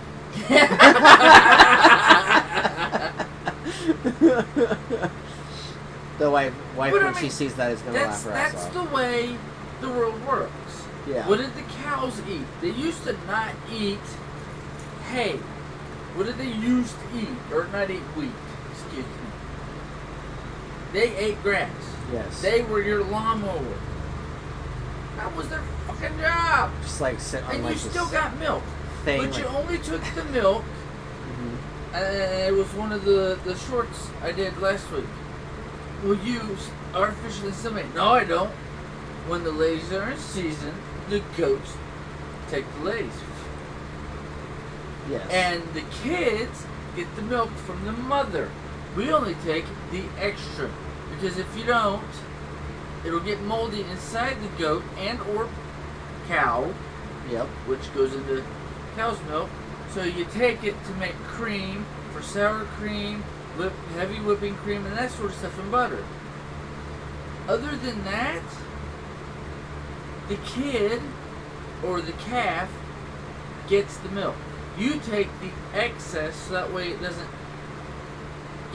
make your cow and or female sheep, the moms, sick and die. Yeah. I'm thinking, when you mentioned the whole lawnmower, I'm suddenly We in just my need head. to buy fucking 10 acres and then we can just put all of our animals out there. In my head. We just need to build. My house will be on the east side, your house will be on the west side. Since you're from the west coast and I'm from the east coast, we'll keep it on the proper sides. In my head, I had this Roman like structure that you either stand on, Of course. or in the case of which still you sit on, and you have like reins that are tied to like this construct, and then the construct has like 4 to 6 pigs on them, and you're going meow meow, and then the pigs are eating all the grass. Pigs aren't the fucking. They don't eat grass. They eat. They eat No. anything. No, well, yes and no. They don't eat grass. And after you mow the lawn, if you actually have to use a lawnmower, Mm-hmm. you just rake the grass up, put it in the compost pile of whatever the chickens and the pigs don't eat. You put it in a compost pile, and that's what you grow your tomatoes in the backyard, your onions. If you have balls and have the right temperature, right season, corn and or wheat. Do you use nuts? No, that's for the wife. Sky! I'm reading. I am the bull bent over UK. Scroll of truth. There is no truth. Nia. Alright, next sound. People who immediately reply to your texts are not desperate. People who immediately respond to your calls are not desperate. People who are always there for you whenever you need them are not always free or jobless. Maybe they understand what it feels like to be ignored. Maybe they understand what it feels like to be left alone, because maybe they were left alone when they need someone. Maybe they love you. Maybe they made you their priority. Never take them for granted. Never lose them. They are gold. Yeah. I like that one because it kind of describes me, but it also describes a lot of people I know. Yeah. It Hey, some describes shit people. went down. Okay, am I needed immediately? Yes. Okay, give me like 20 minutes. I gotta end what I'm doing, or give me 20 minutes because it'll take me 10 minutes to get there, but I gotta get dressed. So it's fucking away. Yeah. Or whatever your excuse is. I'm taking a shit. Give me half an hour. Yes. Or in my case, 3 hours. Just kidding. It would take forever to get ready, homie. Fucking like dating 2 women at once. Hurry up, put your tits in the bed. Relationships, you only gonna get 80% of what you need. Hey, listen, in relationships, you only gonna get 80% of what you need. That's it. If you get 80, you're doing great. You know what I'm saying? If you get 100, you have married Jesus, so y'all gonna get about 80. But probably that 80% may see you had that 80%, and you be looking at it and think, oh, this is great, but then you realize you're missing 20. And you want that 20 so bad. Then somebody come along offer 20 and you leave the 80. Then you realize, man, I love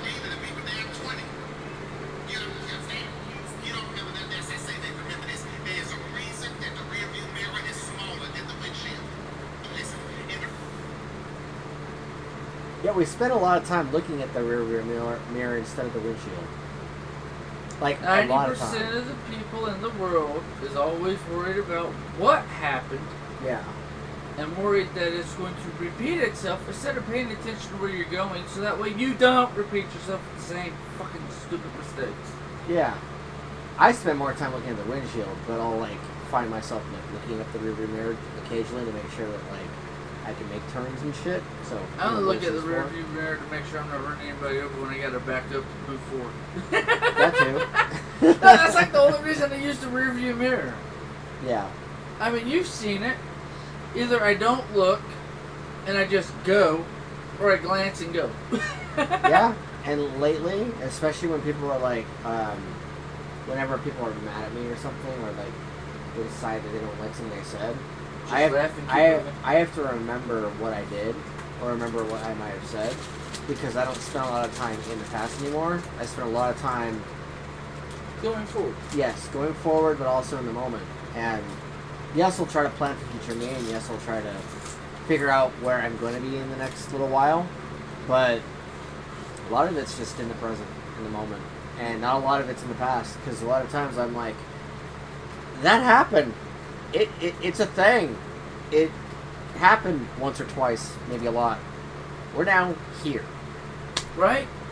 Yeah. The past is and because depression, the future is anxiety. No. Yes, it is. No. Bad. For some. Bad. No, what it is when somebody's like, well, this thing you did pissed me off. What thing? You don't know what you did?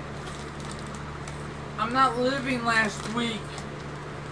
I'm living in the future. I'm already moving on to like next month. Yeah. I'm already there now. What do you mean you're already next month now? I've planned so far ahead. I'm already preparing and moving forward so that way next month I'm already 5 steps ahead of where I was last week. Yes. So, tell me what I did and either I laugh at you or I tell you, well, I didn't mean to hurt your feelings. You need to grow up and quit living in the past. Or, I don't tell you shit and I just keep moving. Yep. And a lot of people get pissed at me for that one. But I'm okay with that because, oh, look, it's repeating itself. Okay, take 3 steps backwards. Missed me, bitch. And just keep moving. It's like playing Mario. Yes. Any of the Mario games, once you've played it enough, or if you've beaten it, you go back through to get the better score because you know where all the hiccups are. Oh, wait. Okay. Alright, next time, A buddy. seed grows with no sound, but a tree falls with huge noise. Destruction is loud, but creation is silent. This is the power of silence. Grow silent. And then it's just some music to get you in the mood and sort of thing. So what do you think about that? Or you want me to play it? We play it. Just revisit stuff in your face. Yes. A seed grows with no sound, but a tree falls with huge noise. Destruction is loud, but creation is silent. This is the power of silence. Grow silent. And then just That is an interesting saying there. Because it's like the visual imagery of the differences in object size versus comparison of soundscapes and level of volume. And yet what it's telling you to do is to, yes, while you'll make noise, and yes, while you try to grow at your own pace. well, the way I saw it is everything that grows in nature, you don't see it when it grows. Right. You don't hear it when it grows because it grows so slow, but it grows steady to make itself strong. Yes. So to gain strength doesn't mean you have to go super fast and super loud. Mm-hmm. But when the tree falls, when it's finally dead, or gets chopped down, depending on how you look at it, it makes noise. This goes out with the last big bang. Yeah. So you should live your life quietly, but in such a way, by the time you get to the end, when you're done, It's deafening. everybody knows you're gone because you were such an impact, even though you were the quietest fucker in the goddamn existence. I like that interpretation as well. That's how I see it. Yeah, I like both of them. They're both really good ways to look at it. Yeah. All right, next one. You're gonna lose a lot of friends when you get serious about your life goals. That's why a Bugatti has 2 seats and a bus has 30. You're gonna lose a lot of friends when you get serious about your life goals. That's why a Bugatti has 2 seats and a bus has 30. Why does that sound like an Andrew Tate quote?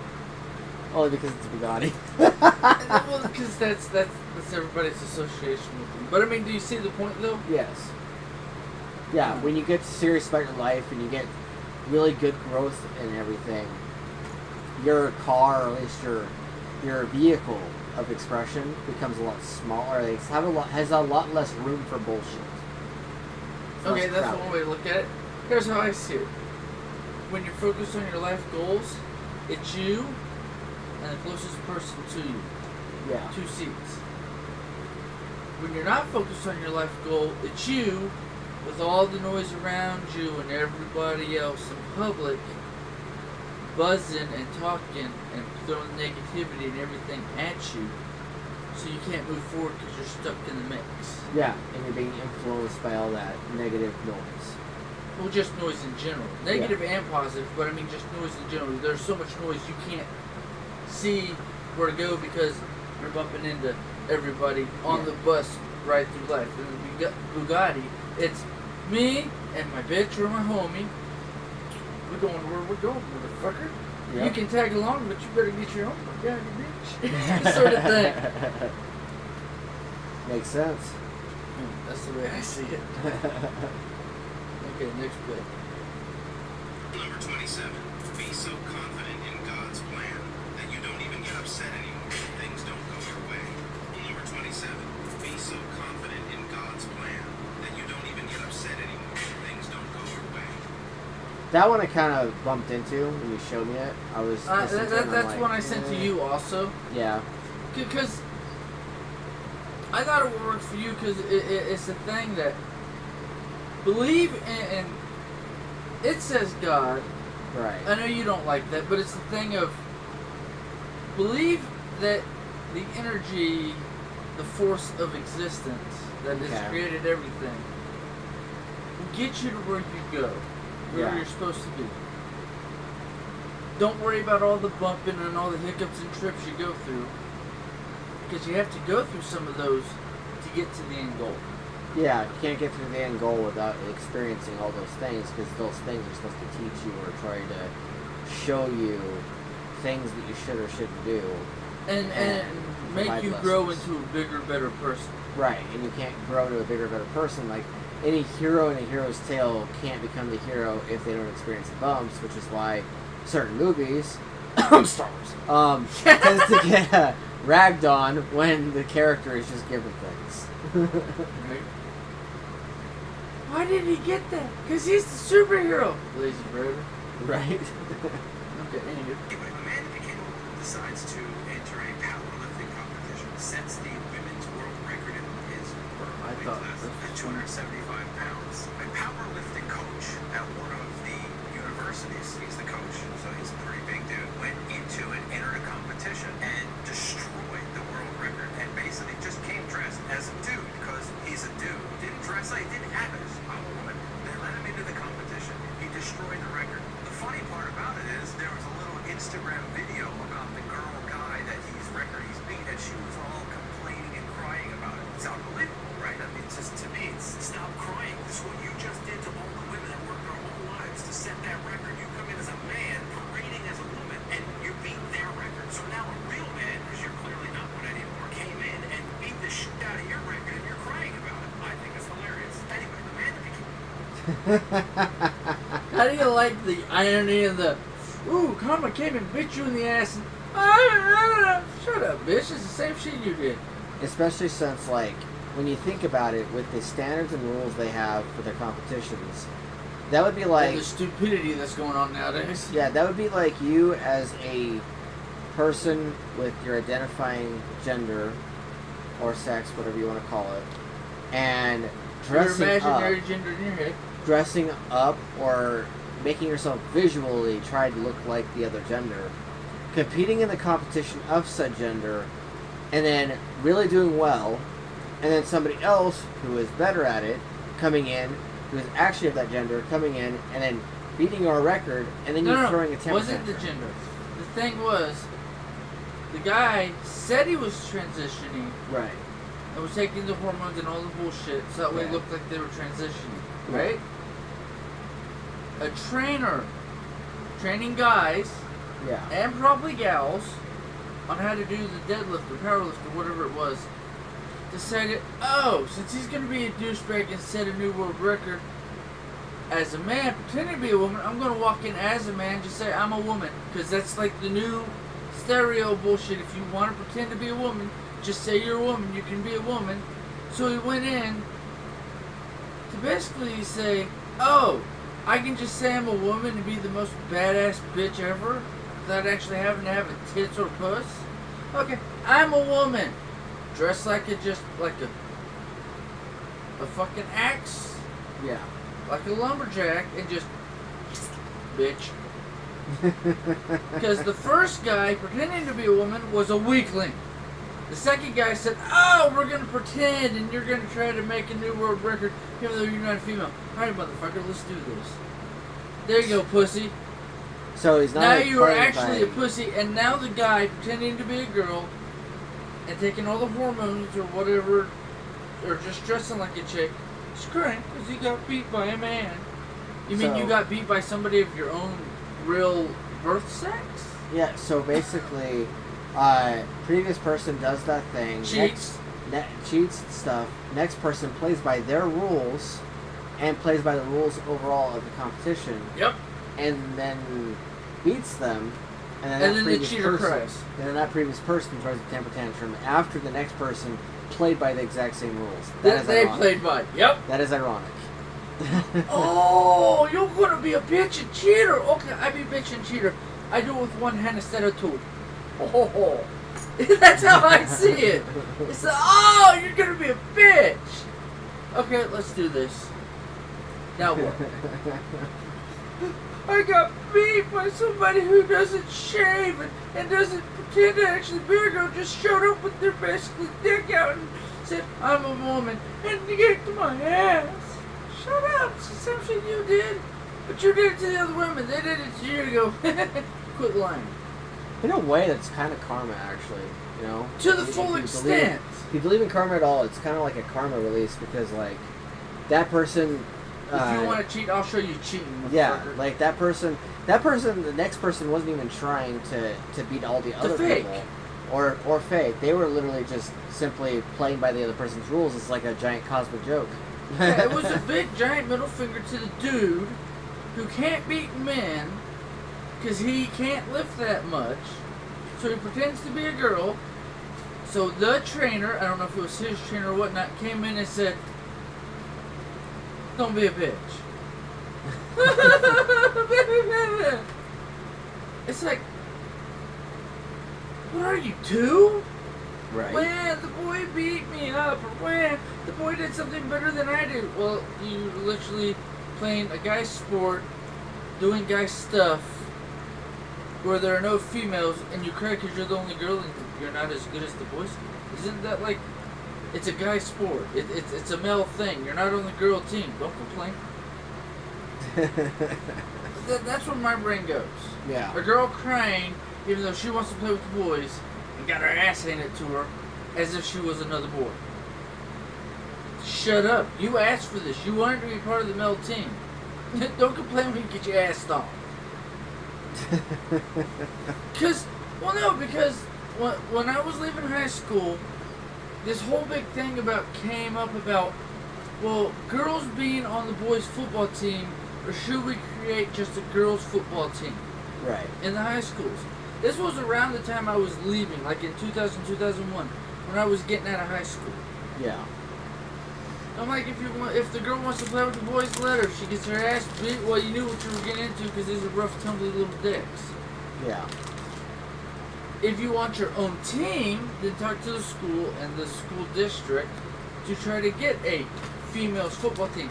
But you can't just make one female football team for the whole district. You have to get girls in each school to make a team. Yeah. Because even if you have a full set of girls who will play football against other girls. If you're the only 12 chicks in the whole county that want to play football because you want to pretend to be guys or because you're masculine females, guess what? If you're the only ones in the freaking whole county, it's not going to become a thing. It's not going to get approval from the county or, school district because there's not enough people. Yeah. So either join the guys' team and here's hopefully not get your ass laid out, or shut up and make your own team. And a lot of the girls were bitch. Well, they won't let us in the male team. Why not? You want to play with the boys? Go play with the boys. Just don't bitch and cuss because you don't get your own locker room. Because guess what? This is football, and we're all changing and sharing in the same locker room. Deal with it, because we're not unlocking the other locker room because we don't have the keys for the females' locker room because it's cheerleading's not going on, or cheerleading practice isn't happening. They'll show up all nice, clean, and pampered, do their shit, and go home take a shower. Yeah. Because those are also the complaints I heard. What's even more funny is when a very masculine female is able to beat up a dude, very masculine dude. That's even more hilarious. Well, I mean, that's like the giant lesbo wants to beat the shit out of a guy. It's like, you're literally pretending to be a man. Shut up and say, my name is Bob, and go pretend to be a man. Or just shut up and, be an angry, evil lesbian who hates every man because whatever your fucking real reason is. Yes. And this I know from hearing it from very feminine lesbians who just want to beat up an ex-boyfriend because they got done wrong. Or from female lesbians who look like a man, want to pretend to be a man, and hate all men. Well, why do you want to be the one thing you hate? You know how stupid you sound, right? Yep. I hate when people say must be nice. Because when I was pulling the late nights and early mornings on Saturday and Sunday while you partied, I didn't hear must be nice. When I was chasing a dream no one else saw and got ridiculed and doubted, I didn't hear must be nice. I hate when people say must be nice.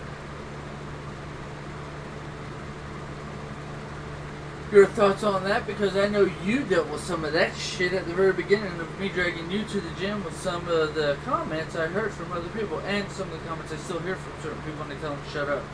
Yeah. Yeah, there's a lot of people, like, anytime I am able to get around to doing physical stuff, like gym or Show people up while helping them move? yeah, that is true. I hear that a lot. I hear, like, must be nice to do that, must be nice to do this, must be nice to do that. And me, like, whenever people get to do cool stuff, whenever they're able to do that same thing, I cheer them the fuck on. And I tell them, like, hey, that's fucking cool. Good dude. job! Yeah, like, good job, like, you're kicking ass. And, very encouraging. And it was something that I was actually noted upon when I wasn't in the space, and Gustelle was, and they were in a space with Paul and a few of the people that were in the space, Luke, people that are Some of the crazies. people that I frequent on Twitter, yeah, and in the space, they were all talking about how I'm always encouraging people and how I'm always being very super positive and just all these other things, which is awesome. Appreciate you guys. It's the opposite of the mentality that you just heard about in the video. It's the opposite of the whole must be nice to do that, must be nice, because that's just it's a place of negative sarcasm and a place of negativity. It's where you're envious. It's a place of enviousness. It's saying something nice but being mean. Yes. What's the positive net toxicity? No, it's whether you're toxic or you're not. Yeah. No, it's the something negative. Trying to be positive while being negative on purpose. That sounds like positive toxicity, but it's deformed. It's something else, and I'm losing the I'll think of it later. Like passive aggressive. That is another thing of it. Yeah, Passive aggressive is what I was talking about. Yeah, because they're clearly passive, but they're being aggressive because they're trying to tell you, well, aren't you special? While saying, well, at least well, look at you, don't you get to do shit? Well, it's like, well, you could too if you get up off your ass. Yep. But they're mean to you because you actually do it instead of just sitting around talking about doing it. You actually got up and did it. Yep. Just said, hey, let's go do this thing, or let's go do a thing. Most of the time, especially around him or around Estelle or like Howlett, anyone around, you have more danger from me of me brainwashing you into thinking you're going to be doing great things than you will of me trying to encourage you to be destructive or self-destructive. Because for me, it is far harder, because we are a very negative race. We are a very negative species. Like, I say race because, you know, before are evil to each other. Before humans became obsessed with racism this last few years, and started calling everyone racist over stupid things, Nobody's racist. We were considered a race, you know, human race, a species. But anyway, we're addicted to negativity. Colorism, and white people get the worst stuff. We're addicted to negativity. It is a drug. The negativity is a drug, and it's a state of mind that we love to be in. It is far easier to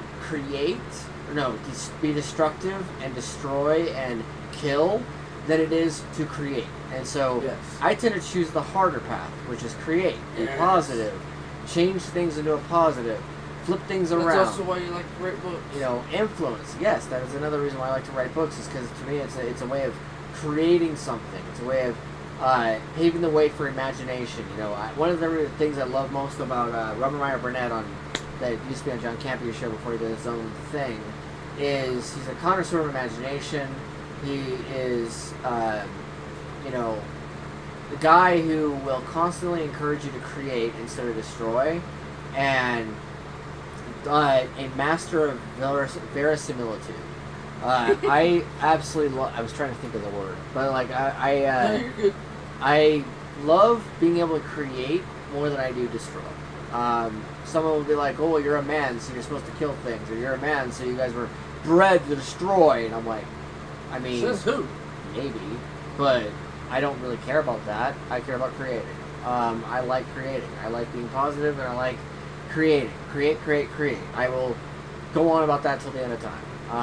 I will fuck you till you have a kid. Aha, I created something.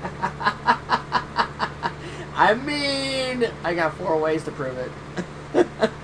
4 little children. But, no, I just figured I'd throw that in there for a little ha-ha. Yeah. So, for me, it's like, while everyone on the internet, whether you're female or male, doesn't matter to me, while you all are trying to paint this narrative that I am white and male, so therefore I have the capacity to destroy or kill, fuck you, I create. You forgot one. What? You're straight. Oh, That's so horrible that you want to procreate and keep the human race going. Do you know how stupid that sounds, right? Yeah, it sounds ridiculous. I want to keep the human race going. Well, fuck you. We should all be fags. So that way there is no more generation. The human race doesn't continue. So you have an allegiance with Satan because you want us all to kill each other by men fucking men and women fucking women, and nobody has kids ever for no reason at all. You know what also our species has a propensity for? Extremities. Like, going from being massively monogamous type of country that believes itself to be Christian, quote unquote, and the very white way, to all of a sudden wanting to flip it over to being non-white and non-monogamous and very poly. And also very gay. Like, you literally, the social contract and social structure of our society is flipped such a way that there are people that are out there that will be like, yeah, just everyone be gay, that would be amazing. And it's like, do you want to be Rome and die?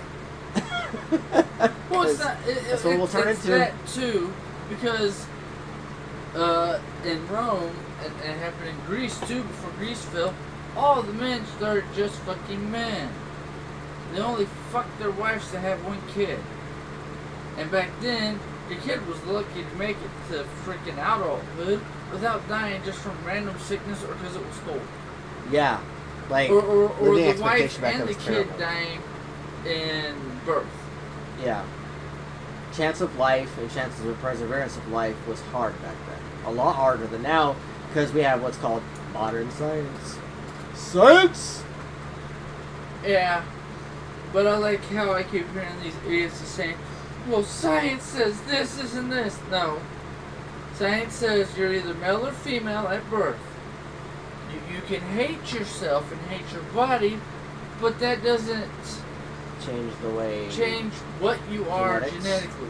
Yeah, genetics. One, and two, if all you women hate men, then why are you letting the men pretend to be women? One. Two, why are all you women trying to pretend to be men?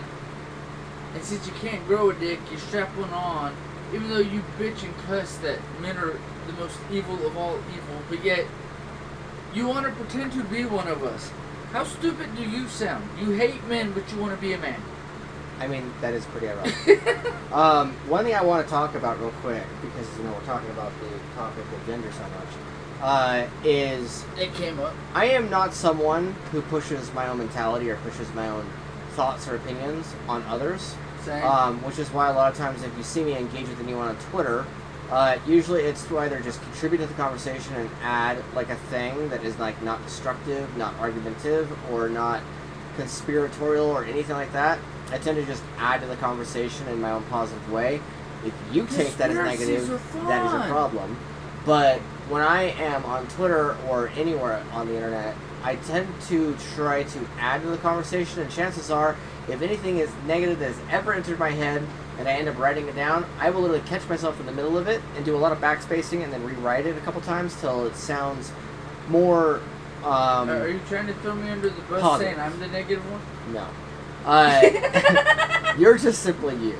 But And when I'm loud as fuck. But like when I sit there and I engage with the people on the internet, one thing I've been seeing a lot lately, Of course. and it's from people that are of the camp that identify with the rainbow, in the sense that, you know, sexually gay, or in some way, shape, or form not hetero. I see nothing wrong. And they want to call everybody cis as like, they're like, hey, that's Okay, not an insult. that's- That's just a normality. That's just a regular that's the terminology. biggest And I'm just like, insult in the world, because you mean that me as being what I was born as, I'm being a cis, which is something horrible that you have to get popped, and if you're female and you have them on the inside, I still think I it- basically Sure. hurt you and try to kill you. So you're being negative by calling me a cis. Do you know what a cis is? Have you ever had a cis? Or are you just talking shit because you're a man pretending to be a woman, so you're using female words as cis? Because, I'm sorry, my ex-wife got them a lot, and I know a lot of females in my life have had them, and those are the Sometimes most horrible, worst things to have in the world. Sometimes it sounds like an excuse for them to be derogatory and then claim that it's being scientific. Yes, that's Um, exactly what it is. But it's I like, don't call you a fag or a homosexual if you tell me you're gay, even though technically you're technically you smoke fags. you're not a fag because you're not a cigarette butt. You're not gay, honestly, because unless you're, I mean, the only happy gay people are gay men, because lesbians are never happy in a relationship because it's a relationship with another One's the female, better and y'all one. argue and bitch at each other. This is what I've heard from actual. The only actual gay people who are homosexual are gay men. Hey, what? Da-da-da-da-da. Yeah, okay, cool. It's like hanging out with a bro. Except for when you get horny, bend over and put my dick in your ass. Just hurry up, I got a fucking game to go to. Okay, cool. I mean, the only people who aren't angry are the gay men. Who's actually angry? The women who are trans, who have transitioned from a male to a female, because they're pissed because they always have to shove a dildo in their new fake pussy to keep it actually open and look like a hoo-ha, so that way their partner has somewhere to shove their wee wall. The willy whacker. And lesbians, because what do women do? Women argue, bitch, cuss and complain, about anything they can in a relationship. Not all the time, but some of the time. Hoo-ha and wee-wah. What about? Shut up, me with my random, like, little kid language. Leave me the fuck alone. I'm random as shit, you know this. Oh, shit. No, that shit, this is some good shit. Is running through my brain right now. Like, it's making all the funny shit even funnier, and it's making all the introspective shit, like, hit me harder. Holy fuck. But yeah, So it's enjoyable. yes. Good. So, as far as this goes, I'm normally never this as engaging at night, because normally my brain is going, I want to write.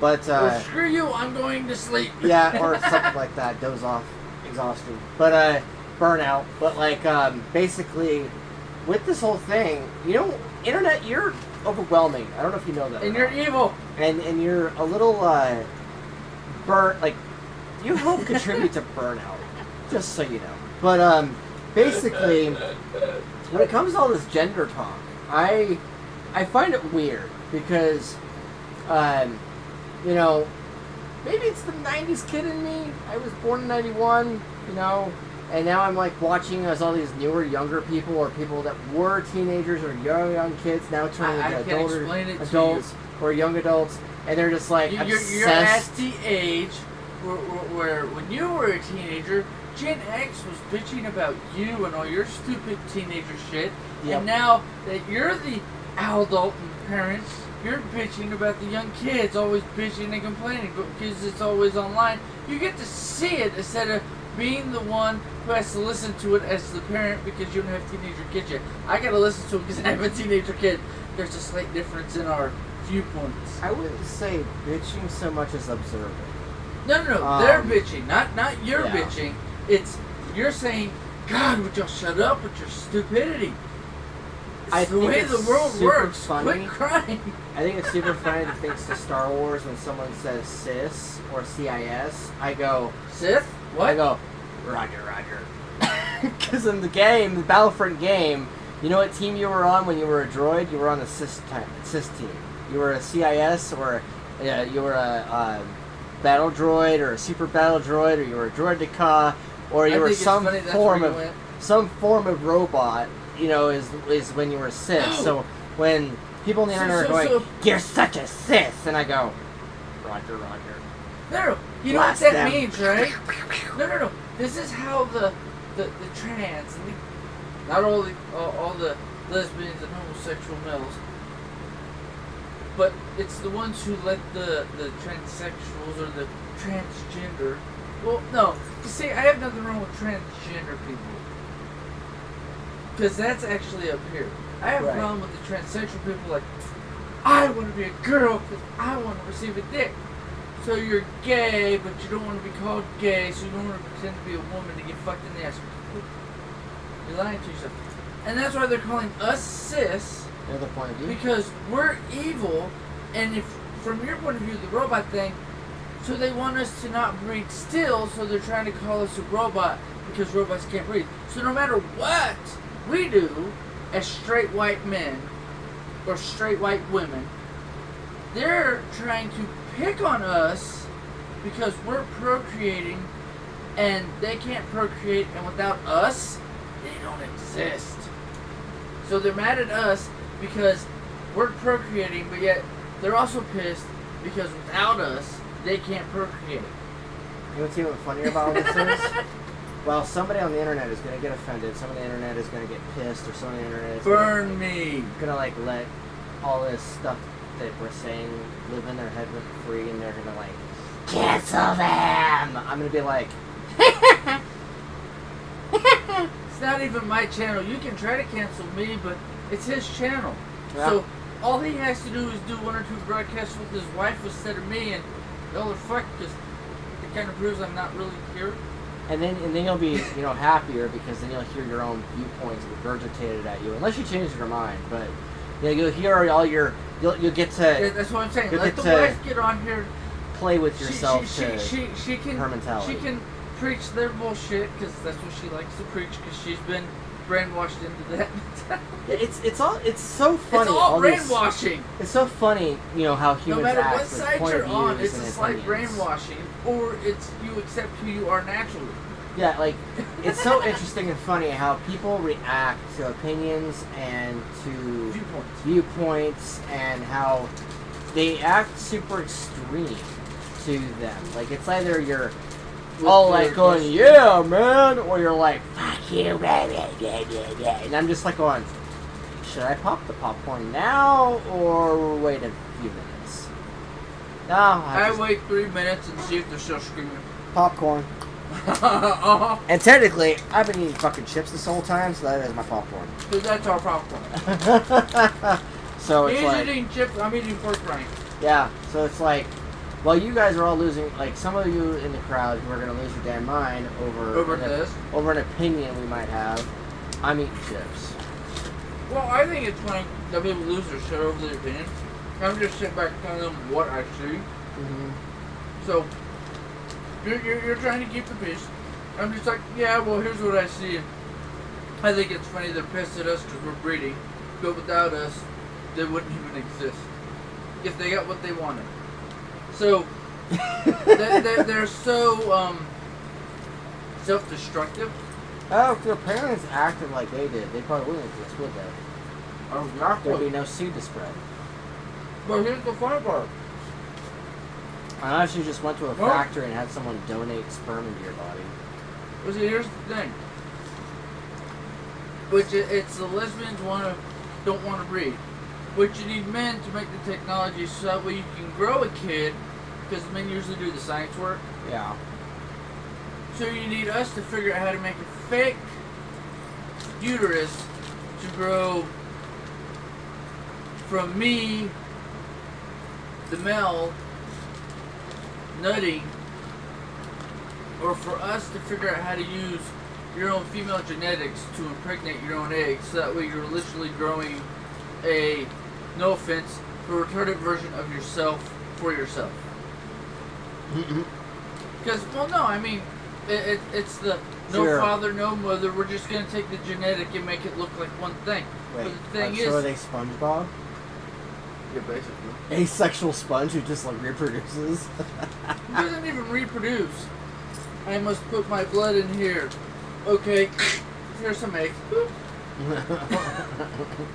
Because to artificially inseminate, what they do is they take eggs from a woman, they put in, it's 5 eggs, and they put in, I don't remember how many sperm, and we'll see which ones connect.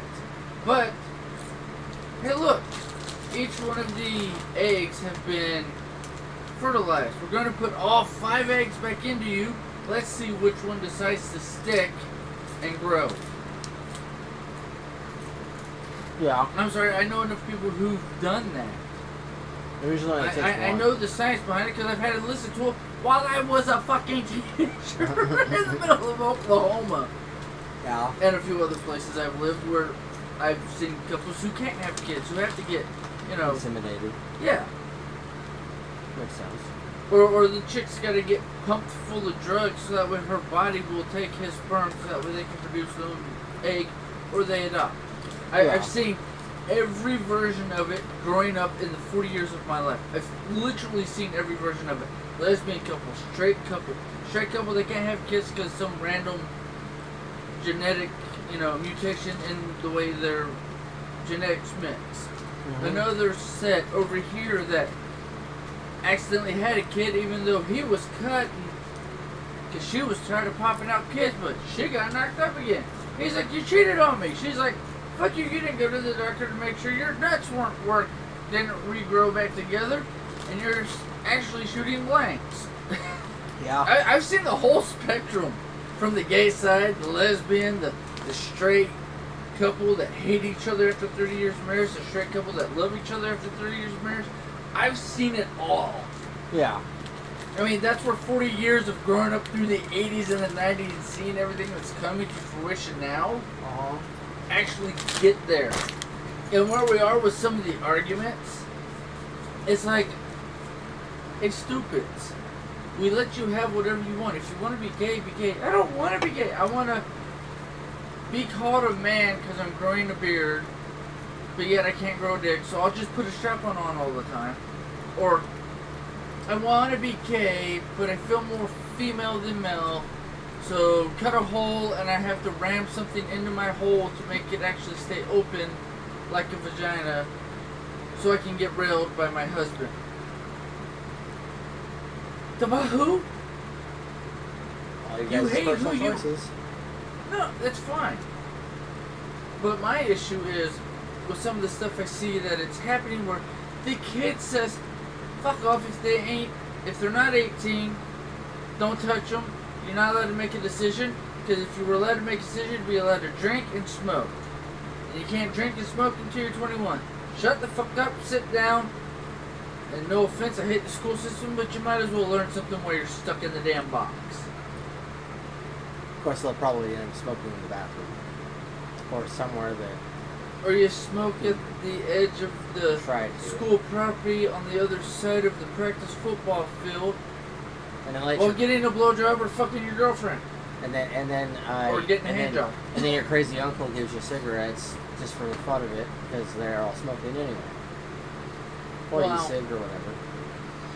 With all the shit I did and saw Yeah. growing up, I'd rather eat pussy than get my dick sucked because I'm that weird guy. Come here, I'm hungry. You're fucking weird. Yeah. Then let me put my face down there. I'm not clean. Then go clean yourself off and come back. I'll give you 5 minutes. Yeah. I like it when they came out with the sound that they use on Instagram and TikTok now. If he eats it for his pleasure, he's dangerous. You damn straight I am. Because your eyes are going to be in the back of your head, and you're going to be like, the fuck? Where the hell am I? Yeah, you're about to go for a ride. I thought that was a ride. No. The engine started now. So, your guys are probably wondering, what would offend me? Since, you know, you love offend, you love offensiveness, and you love being offended, and you love all that stuff. So, if you're wondering... You're going into the negative. If you're wondering what would offend me, Nothing. probably suicide. Oh, that's not offensive. That's just stupid. Why would you take yourself out of the equation? You literally just decided to hit Control-Alt-Delete permanently, and no offense, suicide is the stupidest and dumbest decision because that's a straight trip to... And it's not the offensive the way you're probably assuming it would be. It's more disappointment. It's more hoping that the average stranger who would be pissed at my commentary or pissed at your commentary Well, everybody's pissed at me or they love me. would not have a good enough support system or not have so much stacked against you that you're far more concerned with anyone's opinions on your sexuality, sensuality, or just identity, and not enough on making sure you find peace, making sure that you are able to heal, making sure that things are going good in your life. Are you trying to dig me out of some hole you think I've dug myself into because of ego? I'm No. honestly asking if that's why you're saying what you're saying, because you want to help them with their goofiness in their head. A little bit, but I think it's more to do with the fact that the audience has probably heard us rail on and on about this one topic, and I'm like trying to cover something that, since I just cloaked hilarity and irony at someone being offended and mad about any of our mentality on any of the opinions of this topics of discussion, I figured I would bring up, you know, the thing that would actually get me going and get me to probably keep me up at night. It's the idea that somebody out there feels so shitty, feels so down on themselves, that they think nobody cares. And But once you... Okay. and it's not true. My thing is, if you've gotten to the point where you don't think anybody cares, ask everybody around you, family and friends, what would they think if you offered yourself?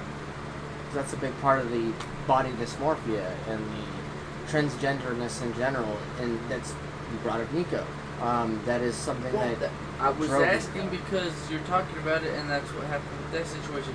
But, okay, what I've heard, and this is from people who've transitioned Yeah. partially, and then tried to untransition because they felt less like themselves when they were in the middle of transitioning than they did when they went back to who they really were. It is a mental disorder because you're unhappy with what you see in the mirror. That is called, no offense to anybody, being human. We all hate or are unhappy with how life has handed us the cards we are dealt. So most people go to the, okay, I don't like this outcome, so I'm going to go to the ultimate outcome and just end the game. Yeah. Which doesn't end the game. That's my biggest issue with the whole thing. It's the, well, I'm going to stop this existence because there's nothing after this.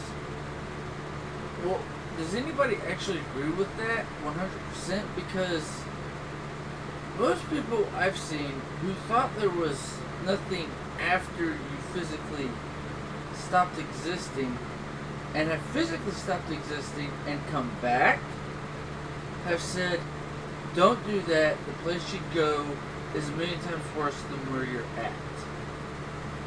This is from people who've literally tried to off themselves, died, and been brought back to life. Yeah. I've heard stories. It's So- that also so goes you're- back into the 4 years of life experience and hearing stories from people. So Nico, because Nico attempted suicide, So does Todd. temporarily won on that, and then their body reflexively vomited up everything that they consumed that would lead to that point, and then they were brought back to life. I don't know how Todd's thing went or not, because Todd doesn't talk about it very much. But that is what Nico did. Todd doesn't talk to most people about it. I think I'm the only one that Todd actually got real deep into it. Yeah. But I mean, that's also because at one point in my life, I was like, yeah, well, fuck it. I'm just going to off myself because, you know, even being in what is considered hell would be better than this piece of shit. I've been there. I've gone from one side to the extreme other because I know where you're at mentally to be at that spot. That's, Yeah, it's hard to deal with. That's, I mean, you see my mentality. Mhm. Fuck them. Fuck everybody. I'm gonna be me. I don't give a shit what your opinion of me is because I am me. Yeah. And that came to me after wanting to cancel myself when I was like in sophomore, junior year of high school. Yeah. But the funny part is, if I wanted to, honestly wanted to, I'd have just done it. I wasn't 100% in on it. And I know that. Because here's the other thing. No offense to my, and I'm going to call him this, my idiot, stupid, fucking retarded cousin, Fred. You know you are, get pissed. Call me or text me. We'll discuss it later or I'll kick you in the nuts next time I see you, pussy. Tried to off himself 4 times, he couldn't even do it. I thought about it and stopped myself, and then Mom found me with the gun. What are you thinking about doing? Why do you have the gun? I was thinking about offing myself, but I said not to. I literally just looked at it, thought about it, and just left it open and walked away. Because Mom came into the room. Was I gonna do it? I was thinking about it, but I was also thinking, do I really want to leave a giant mess in this room? Nah, not really. I thought it through. And then I realized that no matter what anybody thinks about me, I'm going to be happy with myself. Will I regret some of the decision I made? Well, that's part of being stuck in this three to four dimensional existence. Yeah. Has nothing to do with anybody else. This is my own personal battle and journey. Either I can love it and enjoy it no matter what the fuck happened, which you've been seeing me do a lot the last couple of years, Yeah. even with everything going to shit. And I've just accepted, well, you know what, I'm going to be a badass, fuck everybody. I'm going to enjoy myself no matter what happens. Yeah. And I've been doing that because I know if I go to the dark place fully or let myself go into the mindset of I can't enjoy myself because something shitty happened to me, I just fucking off myself. But the damage that would do to my kids is 10 times worse than dealing with the emotions that I would have to deal with. So I go straight to the positive. Fuck you, I love myself, and you know what? Even though it's a shitty wreck, I'm having fun with the wreck. Makes sense. Now, I hope that ups somebody's, stuff there, because that's how I see life. Yeah. It's you have to make yourself enjoy the ride, or it's not going to be a good ride, and everything's going to go to pot. You're going to hate yourself for it. Yeah, no, which is no fun. I liked how you went to the point of kind of giving like a visual, or kind of giving like a idea of the fact that you've been there, that you've been in that mentality, that mindset. A couple times in my life. Especially after all the smack talk you've done for the last hour. It was nice to see you talk about that. And then you to talk about flipping it around, turning it around. Like it's like an example. And so the people out there that understand your language and like your language and stuff, that'll speak to them directly. So that was good. Well, it's kind of what I was going with. who understands my language. Yeah. You've heard it with the groups. Like, where is this crazy ass? He's off being crazy. Yep. Because I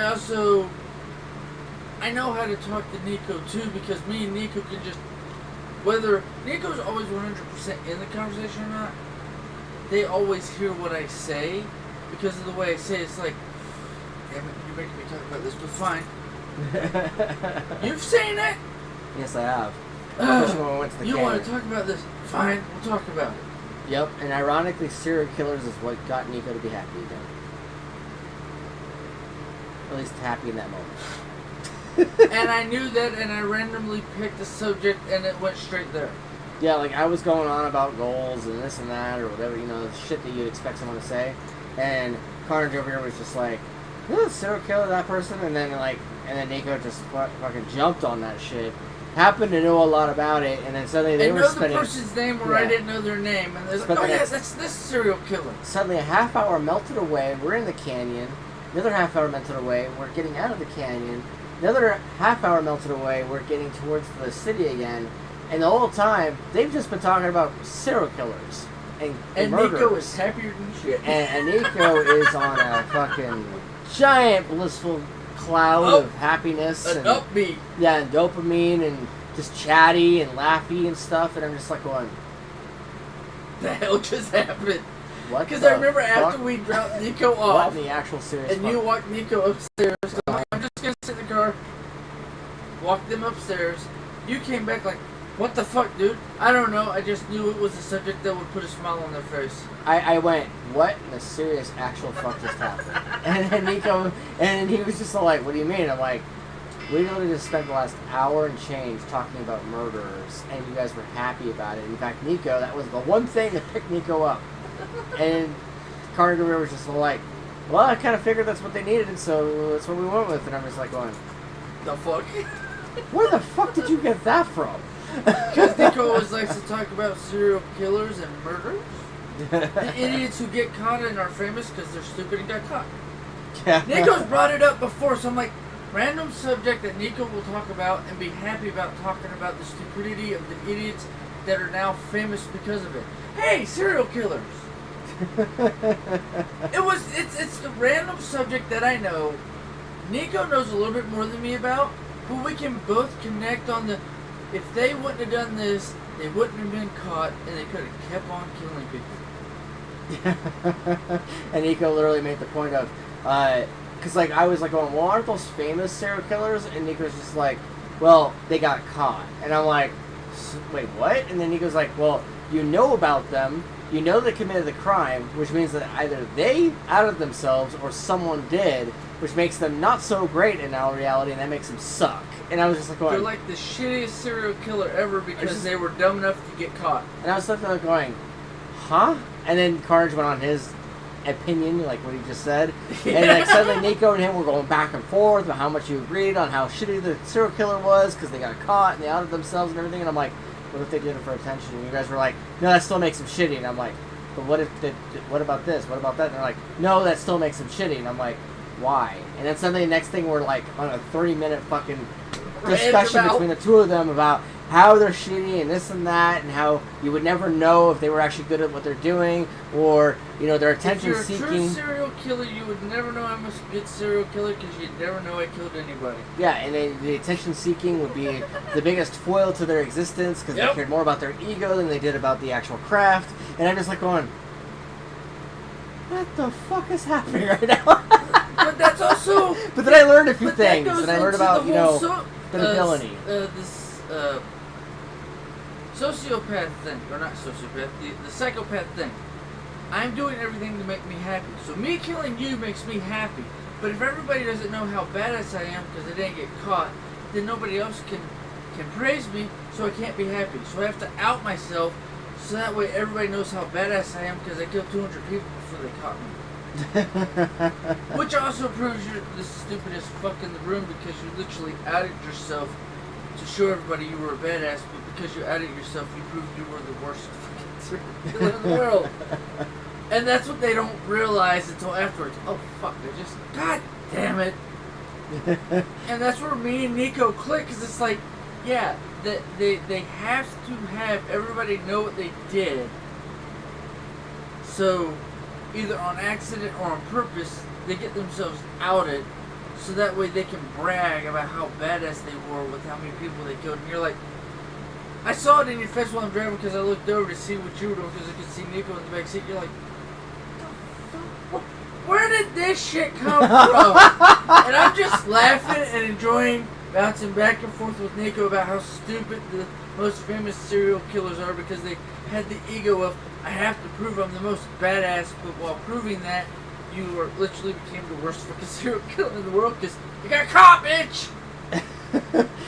And you're just like, the hell did I walk into? Yeah, no, I was like going, what the fuck is happening right now? And I'm like, so you're telling me is that ego narcissism actually thwarts serial killers? And you guys were like, yes! Yep. And I'm like, huh, interesting. I hope we didn't help any serial killers out there. Oops! Because you decided to bring up that random fact because we're talking about Nico and me making Nico happy by talking about serial killers and murderers. Oh, if you find out somebody on the news recently killed somebody, then you know for a fact you helped the serial killer out themselves, and then now they're getting locked up. So we're crime fighting through podcasting. We're doing good.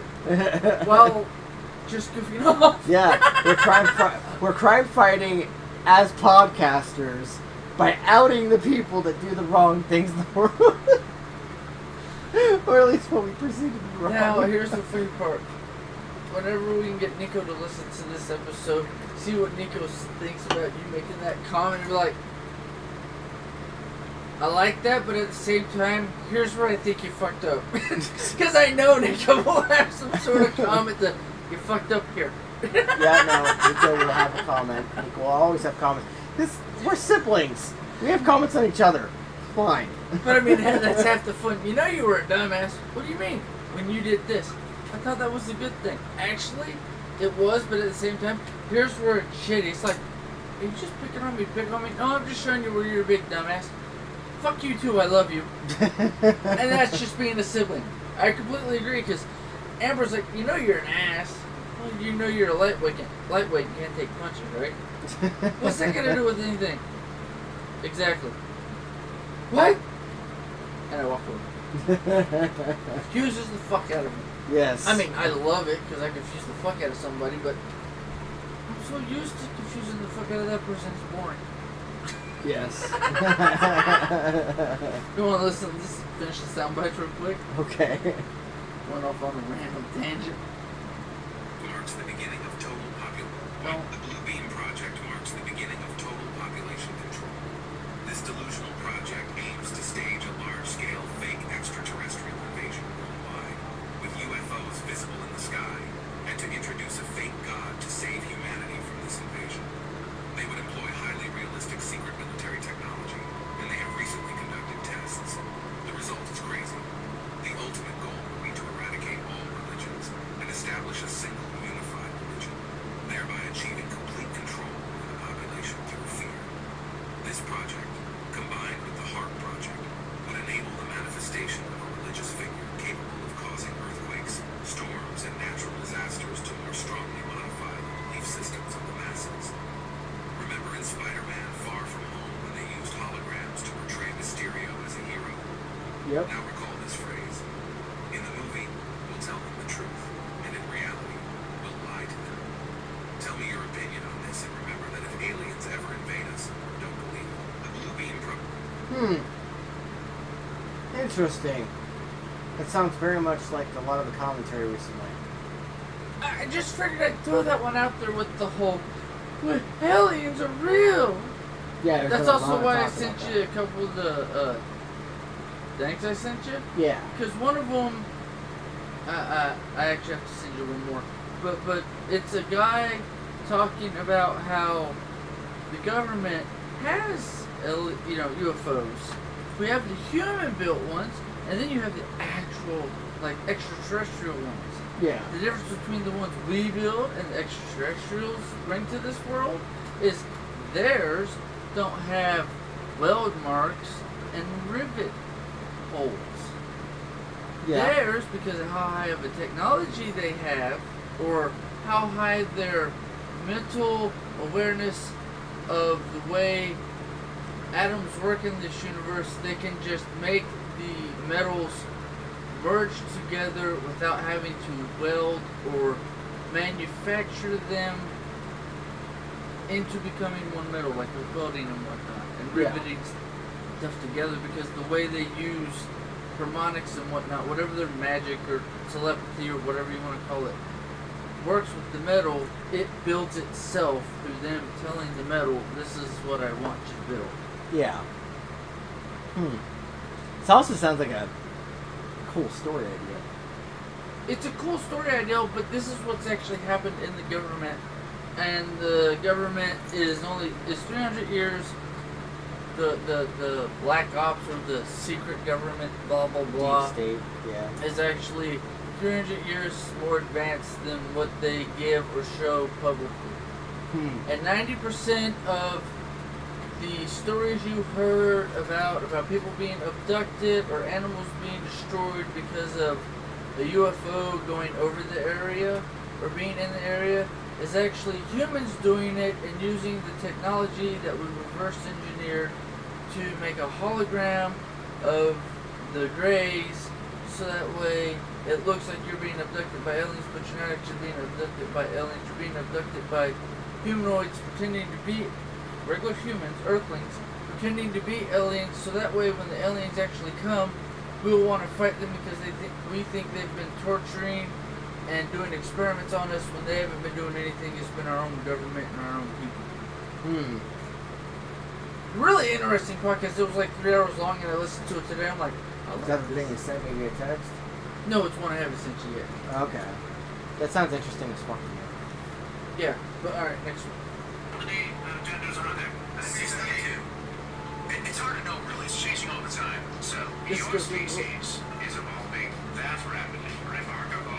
Perhaps while you are sitting here, you will grow additional limbs or develop the ability to breathe underwater. No, that's not what we meant. It's too bad.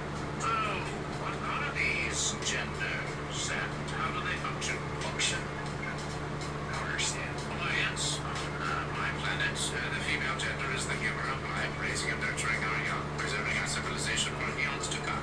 While the males mostly just blow our space lawns and make multiple trips to space for people.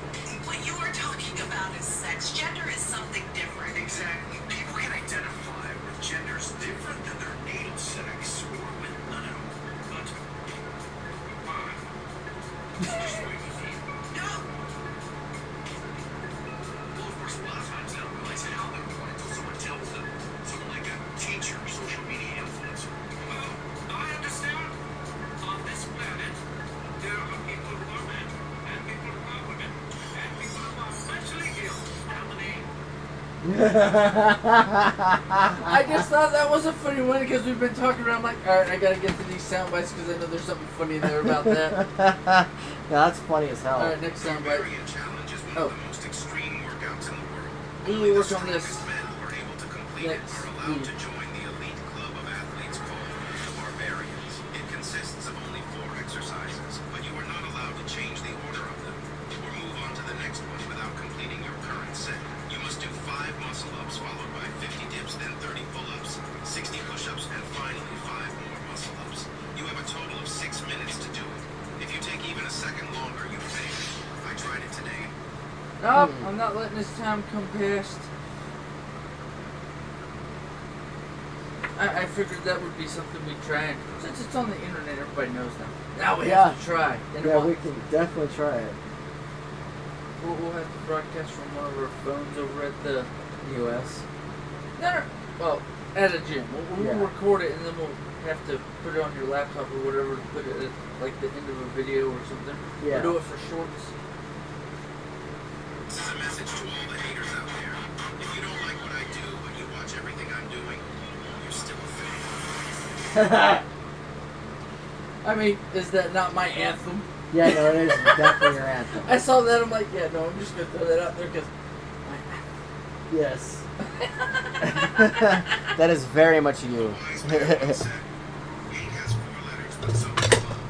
Enemies have 7 letters, but so does friend. Lying has 5 letters, but so does truth. Pride has 3 letters, but so does joy. Negativity has 10 letters, but so does positivity.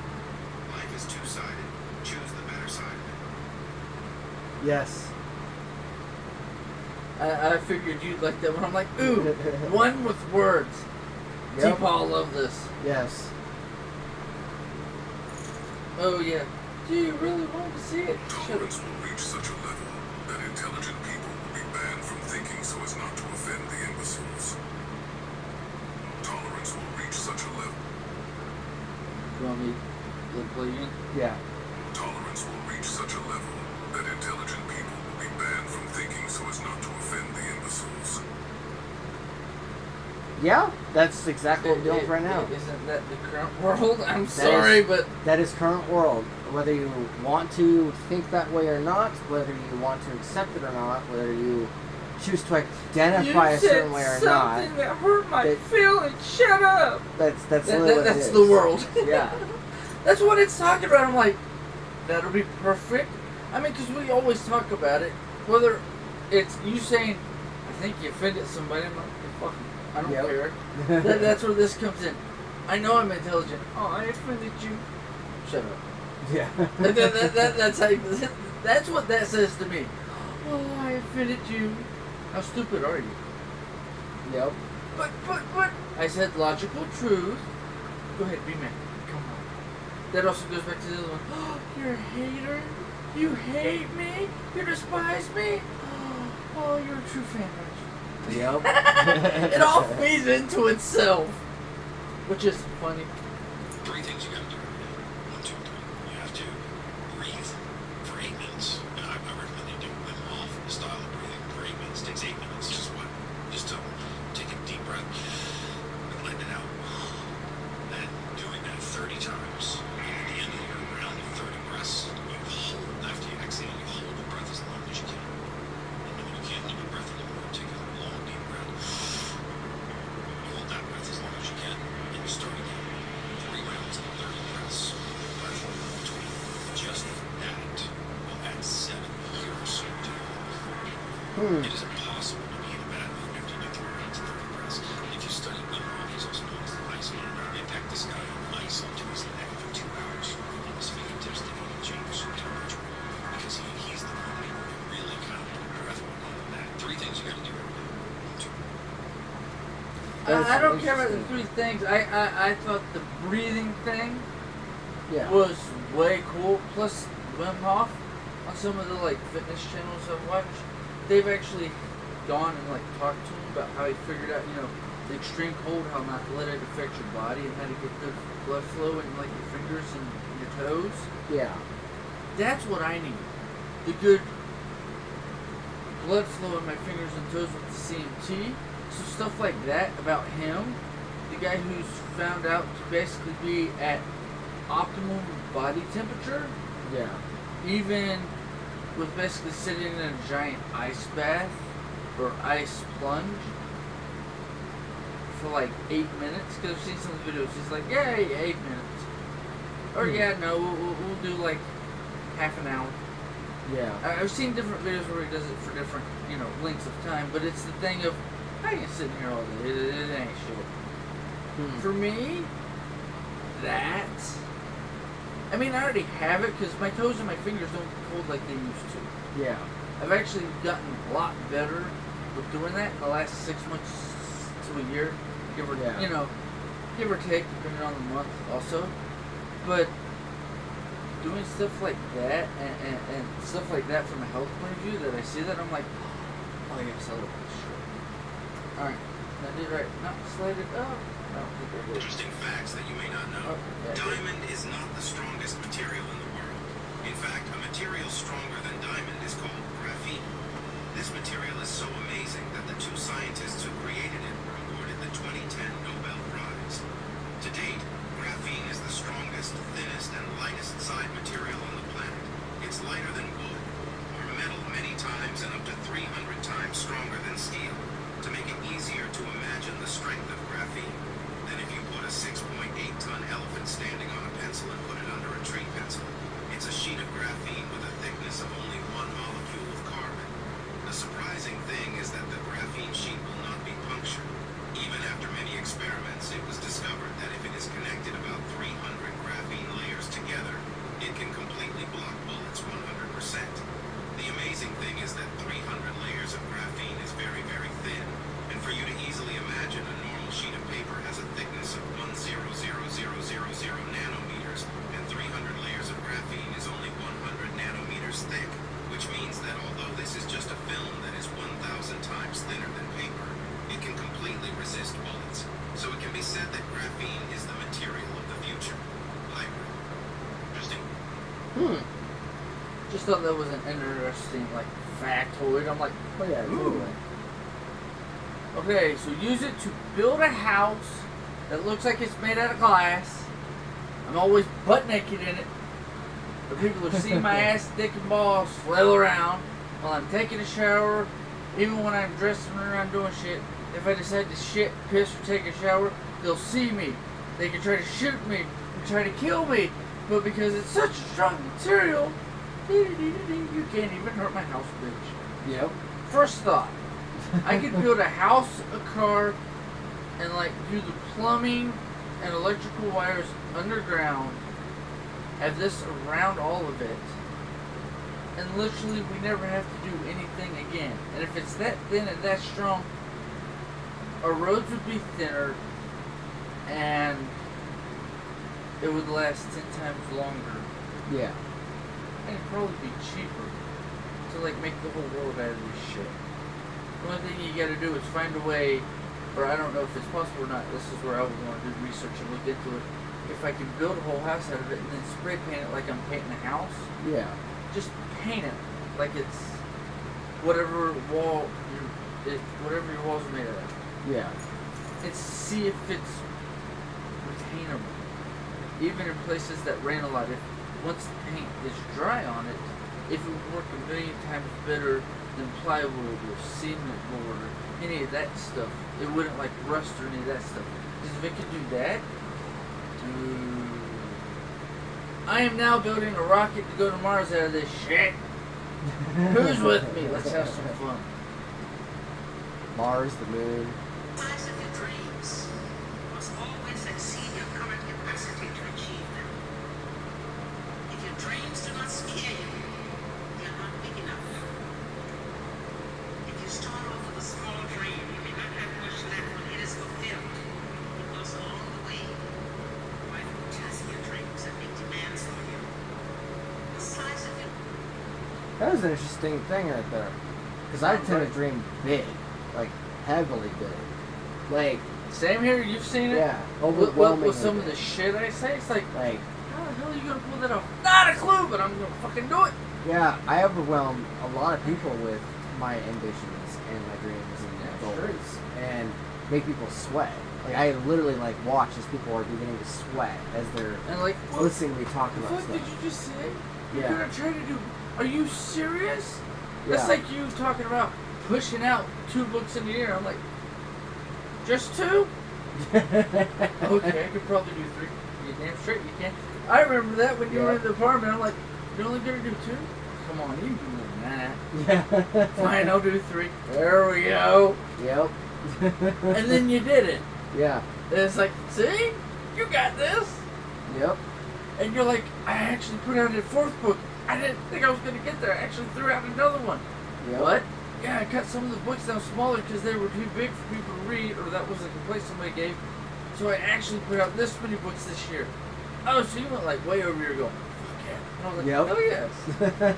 I remember that whole conversation. That was a good one. Monsters, lest ye become a monster. And if you gaze into the abyss gazes also into you. And I would say, bring it on. You know who that last voice is, right? Who? Jordan Peterson. Oh, okay. I would say, bring it on. That's where it's like, I like the beginning because, here, we'll listen to it again. Bring it on. Monsters. Unless you become a monster. Well, why wouldn't I want to be a monster? Isn't a monster what everybody else is afraid of? So battle with the monsters to become as powerful and strong as a monster. You battle dragons, like in Dragon Prince, one of my favorite books, the whole series. But what you battle makes you strong enough to become more powerful than it. Yeah. Battle not with monsters, lest ye become a monster. And if you gaze into the abyss gazes also into you. Now here's what I like, because Jordan Peterson has talked about this a few times. What things he's talking about like you gaze into the abyss for long enough, it'll gaze into you, right? Yeah. And he's like, why not? Because if you sit in the darkness of the abyss, eventually you'll be able to see everything. Because everything is always sitting in darkness. You'll be able to see everything that you couldn't see when you were sitting in the light. Yeah. So now you're more aware of your surroundings and can get further on because you can see all of the traps and walls and rocks and everything that's in your way that's in the darkness that you couldn't see before. Yeah. What's wrong with looking into the abyss and it looking back into you? Because when it looks back into you, that might scare the abyss. Yeah. Well, I mean, that's not exactly what he said word for word, but I mean, Yeah. that's the basically what he said. Let the abyss look into me. If I look into it and it can look into me, I hope it looks into me because I'm going to scare the shit out of it, sort of thing. Yeah. And my first thought is, oh, you mean my mentality? Why do you go to the darkest places in your mind? Yeah. So that way I know where the true evil ones live, and I don't accidentally go there on accident. If I go there, I'm going to go there on purpose. Yeah, it kind of reminds me of stories and different examples in real life of people who try to stay in the light so much that when they do get to the darkness parts, They're blind. it overwhelms them. They're blind. They're, they're whelmed over or under. Doesn't matter. And they tend to not know where to go from there. Whereas Because they can't see because they've been in the light for too long. yes, but if like you're someone who ends up being in the darkness and knows what the light looks like and has been in the darkness and learns a lot about it, then you tend to know a lot more than someone who tries to stay in the light too much. If you don't know the darkness, the evil, the pure power of negativity to its full extent, you will never see the brightness, the positivity, and see how you can become the most powerful version of yourself in the best way. Yes. That's my viewpoint, or my little snippet of sound, or whoever wants to cut it up and throw it on the internet, just tag Karnage 6778 and TPAW Wilfrick. Yeah, TPAW Wolfer. Yeah, TPA Wilfrick. And yeah, tag us in it. We'll see it. Yep. And I'm someone who can speak to what we're talking about here with darkness and light, because especially in the last 4, 5, 6 years, really, I've seen some shit, and I've been in some shit, and has not been fun. Like, there are a lot of people, especially when they're young, who will Run from the darkness. not only that, but on the flip side, they'll brag about being in the darkness. They'll brag about it, and they'll But they have no clue. talk themselves up, and if anyone out there is telling you that they know more than everybody else in the world, then they know nothing. If they're telling you that they know more than most people, and they know all the answers and all the secrets and everything, I know everything, then you know nothing. Like, you also lack wisdom because you don't know the difference. So, As soon as you realize you know nothing while trying to learn everything, you have a more open consciousness to see the full picture and see how tiny you are in the full scheme of everything. yep, exactly. You knowing is half the You've battle. talked about that a lot. Yep, knowing is half the battle. It literally is. G.I. Joe. Yep. No, you just said it. I'm like, yeah, just doing So- my childhood real quick. I actually like that video a lot. The thing that talks about darkness and light. Yeah, I thought you might. Recently off the record with a hasty doctor at Harvard, and she said if I could snap my fingers, I would cure obesity. I did not get into this game to profit from kids being obese, but the fact of the matter is they just built a large obesity clinic. I helped hire 20 new doctors for this center. There's loans for this center, and they're underwritten by assumptions of increased stations. If people stop getting obese and the trend lines don't keep going up, we're going to have to fire teams that won't evolve. Every city in the country has a bleeding new pediatric center. It's all a plausible liability for everyone in the system. Like, oh, I'm not putting obese people up. We really have just this moral crisis where healthcare is the largest industry in the country. It would destroy the economy short term if we became healthier as a You had JP Morgan issuing a report, and they are just absolutely gleeful about us being the most prescribed drug and most profitable drug in history. For the next 10 years, 20 years in the financial models, it has obesity going up. Why is that? Why are the people actually putting billions of dollars on the line actually projecting that obesity is only going to go up? Why are they? Because there's never been a chronic disease pharmaceutical product in American history that has lowered the condition that it's supposed to treat. Or SSRIs that are prescribed when depression and suicide goes up. The one metformin's prescribed when diabetes goes up. We spend 10% of your growth on cancer, spending $250 million on cancer care. Cancer rates are exploding. Every disease we spend money on actually goes up. It don't. Just an interesting fact I'd throw out there. Yeah, it's interesting because. But The then numbers also. don't lie. Yeah, the numbers don't lie, but also because when you are spending money on a disease and then a drug to cure disease, Falsely find a cure. yeah. But on the flip side, you're also bringing more awareness to said disease and more awareness to said illness. So of course the number's going to go up. But by the same token, on the other flip side, let's go back to the first one. When you are making money off of illness and you are claiming you're going to cure things, if you truly cured it, you would never make money again. So of course they're going to keep it going. Yeah, because they have the cure for cancer, the common cold, and every disease, or I should say 90% of the diseases that are on this earth, but they can't cure them all, because if they cure them all, they would be bored. Yeah, like they're not going to make any money. Big grandparents didn't pay a federal income tax, and neither did George Washington or Thomas Jefferson. The first federal income tax was implemented in 1861 during the Civil War. It was repealed in 1871, and when they tried to restore the income tax in 1894, it was taken to court and ruled unconstitutional. The American Revolution started over taxes. The founding fathers didn't want a federal income tax, which is why the Constitution made a federal income tax basically impossible to implement. But in 1913, they changed the Constitution with the 16th Amendment. Public supported the amendment because they were told that it would make the rich pay their fair share. Are you starting to see the pattern? And the 16th Amendment was passed the same year as the Federal Reserve Act, which gave a small group of rich people a monopoly over printing money, and they get paid interest on that money, which is secured through, you guessed it, the federal income tax. This was the latest lesson in our study into the U.S. Constitution. Education that matters. You got me right on this one, community. When it comes to theirs, loves, reprint.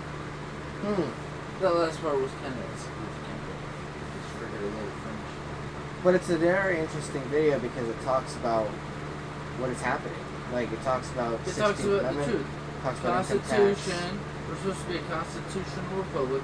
Yep. Constitution says no income tax, but they added in the 16th Amendment to try to tax us out of the acts. That's like I told you. If I was to be voted in as President of the United States, what would my first thing be? I'm going to up taxes to 30% for 2 years of my term.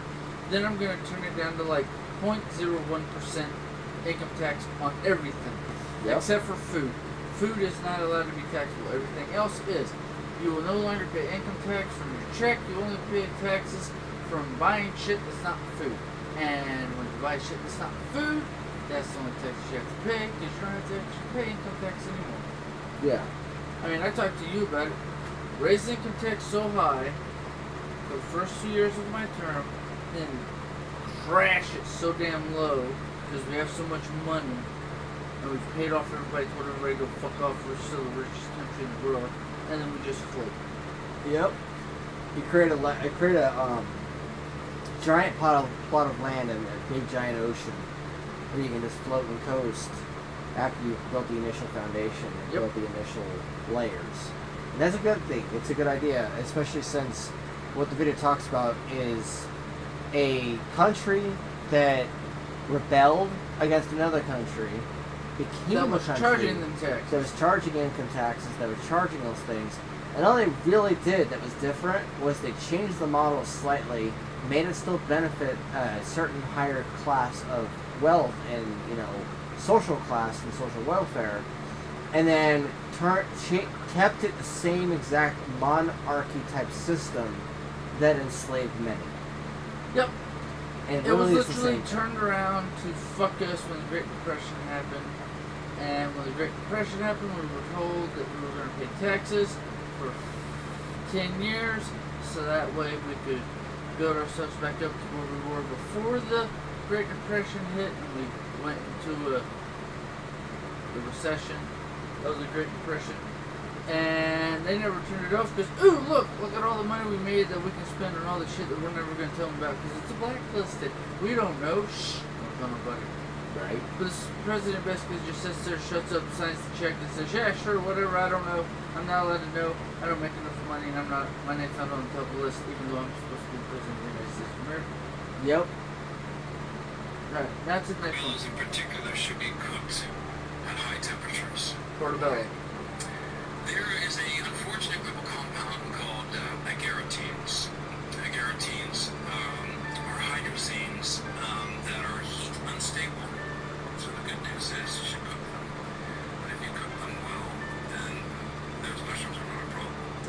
If you don't cook them well, then these hydrazines are potentially problematic. What are the negative benefits? What are the negative effects of this?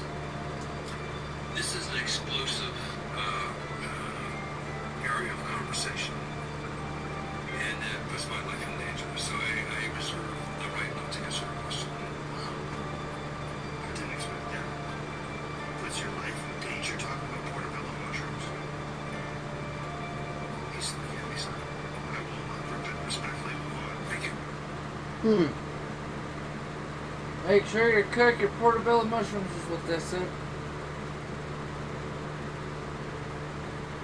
Science now shows that plants appear to be sentient beings. They perceive light, smell, touch, water, and many more variables than we do. They can learn, remember, and communicate. They exhibit the traits that we associate with personhood. Experimental science has confirmed that plants can see when you're standing next to them and the color of your shirt. They don't have eyes, but they have the same photoreceptor proteins all over their bodies that humans have on the back of the retina. Plants don't have brains, but they translate information into electrical signals in their cells identical to the ones used by our neuron.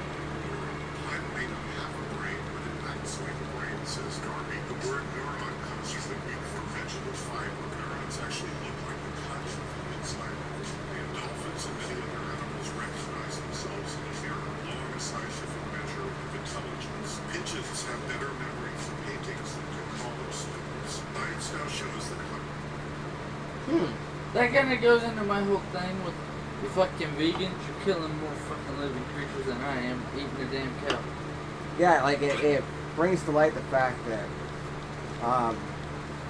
when you kill a plant, you're literally committing a form of murder.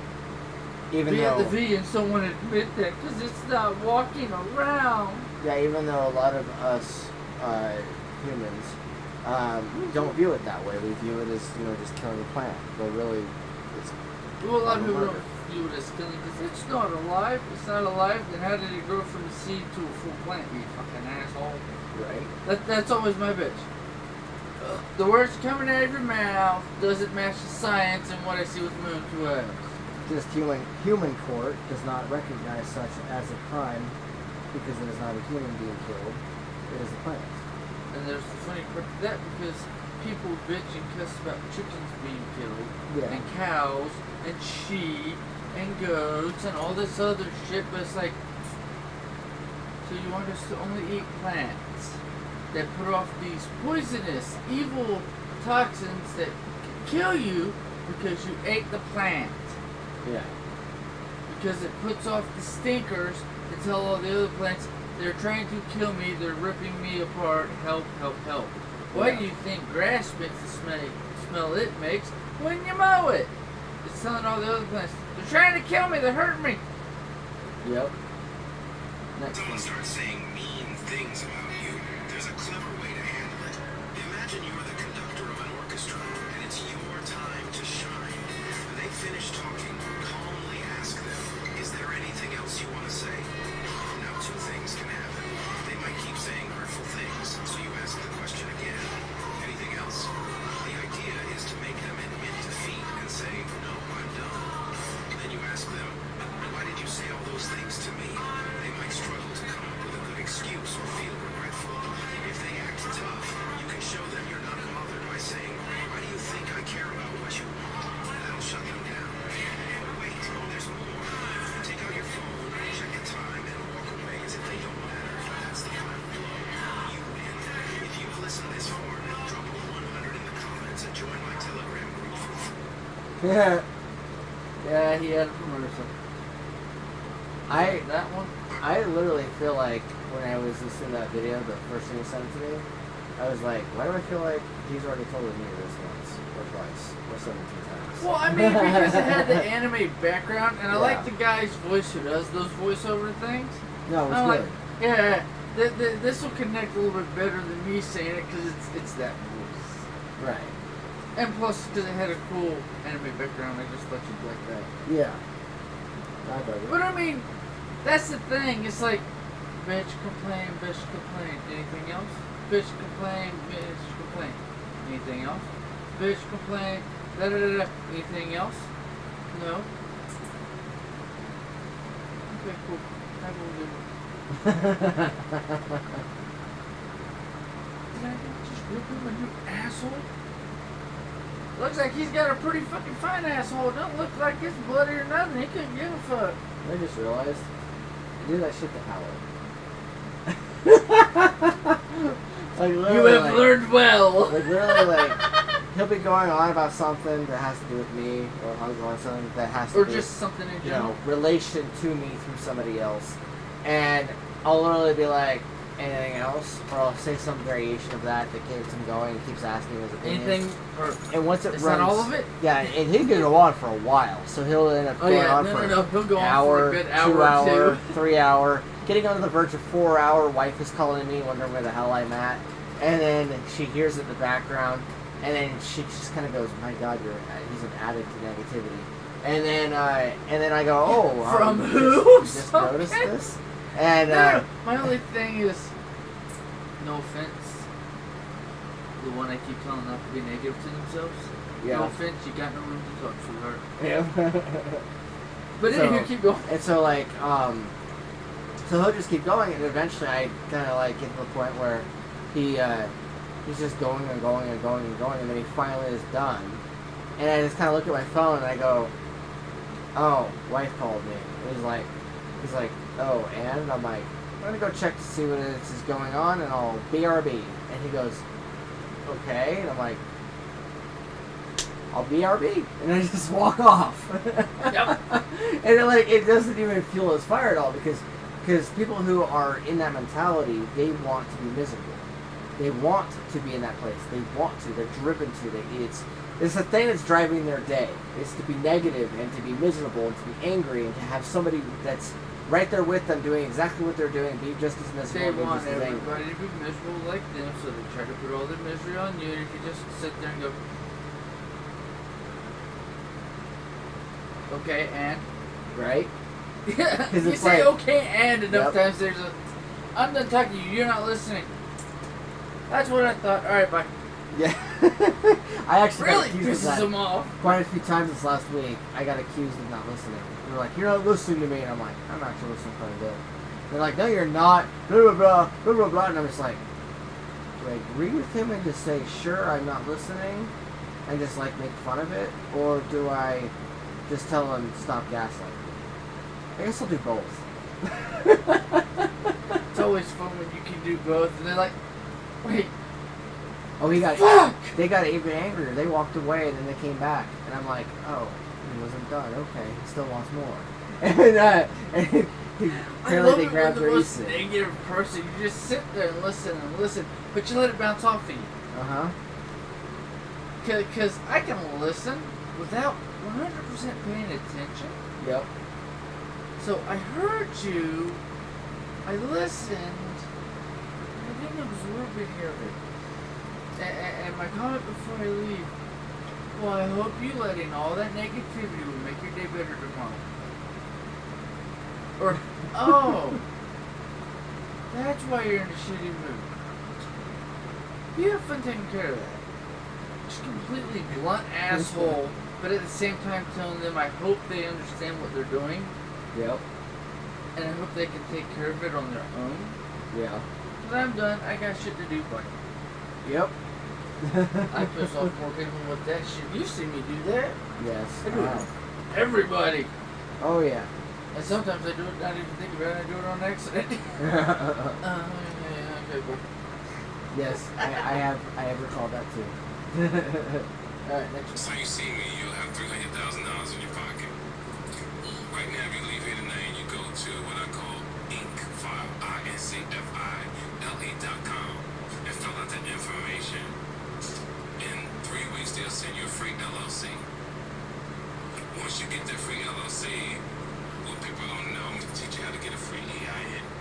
Now you take the information you got from inkfile.com, go to the IRS website, fill out that information and put the money, the information you got from the inkfile.com into the IRS website. They send you a free EIN. This shit is running from us, and this is what we got to teach the world. An EIN is like your social security, right? Yeah, so it's like now it gets deeper. Now you go to the bank and you put money into your account. $1,000, $500. Now what happens is the EIN number gets picked up by American Express. Now American Express is sending you an envelope in the mail that says exactly what it says. Your credit has granted you privilege. Now you put your corporation information in there on American Express and fill it out. Right there on the phone when you call them to get approved, you're approved. You get $200,000 to $500,000 platinum credit card, less than 7 days. That's how you see me. You'll have 300. Oh damn. Yeah, I thought that one was a You good one. should send me that. That way I can look at it again. See if I can try it out. If someone else No, not that one. That one. That's how I'll you send see it me. to you. You'll have $300,000 in your pocket. Mhm. Right now, if you leave here tonight and you go to what I call There you go. Bullshit. No, not that one. If someone asks you to make them come forth your deed, make them a terrible one. That way, they'll never ask you again. If you publicly escape or direct tape over your license plates, people will be able to read it easily. On cameras that flash, like speed cameras, will only see a bright blur. For extra carry-ons at no charge, go to the airport gift shop and ask for a gift bag. Put your extra luggage into it, because it most likely purchased it at the airport. The flight lets you bring it all for free.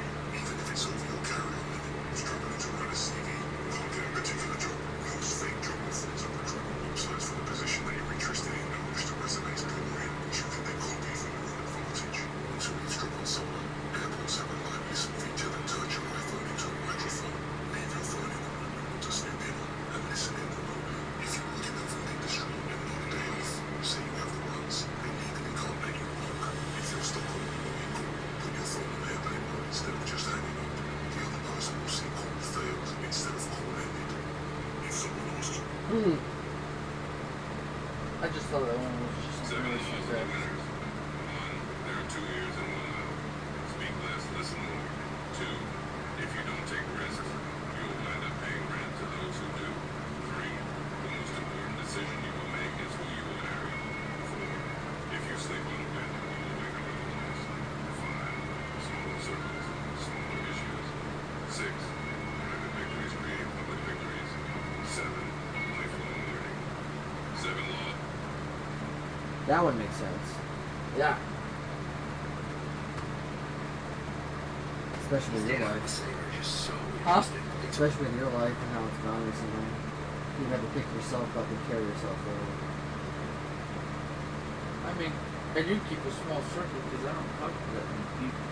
I was meaning marriage-wise. Because you had to pick up the pieces after it all falls apart. I haven't picked up anything. Well, The you only pick thing your I own picked up pieces. was my damn self. That's what I talked about. Is your own pieces.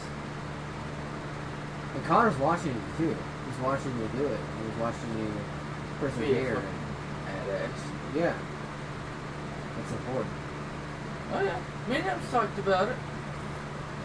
And I think it's funny when he calls me a sexist. I'm like, yeah, well, you know what? Da da da da da da da da. And I'll literally reverse what I said, or say the exact opposite of what I said. And he looks at me with a weird look. I'm like, what? You don't like me saying the reverse version of sexism, which is still sexism? But that's what the women always say. Because they know that's what your mom says. I've heard her say it. He's Or only saying it's that not because she comes in sexist return. because Yeah. this fact, this fact, this fact, this fact, and this fact. Because this one person or these one set of people don't like the fact doesn't mean it's still not the fact. I got 5 facts. To there, I don't like it. Doesn't make me feel good. There's a difference between facts and feelings. Feelings are bullshit. Facts are facts. That's your truth. And I've said that to him. He's like, okay, no, you're right. Facts are exactly that. Facts are truth.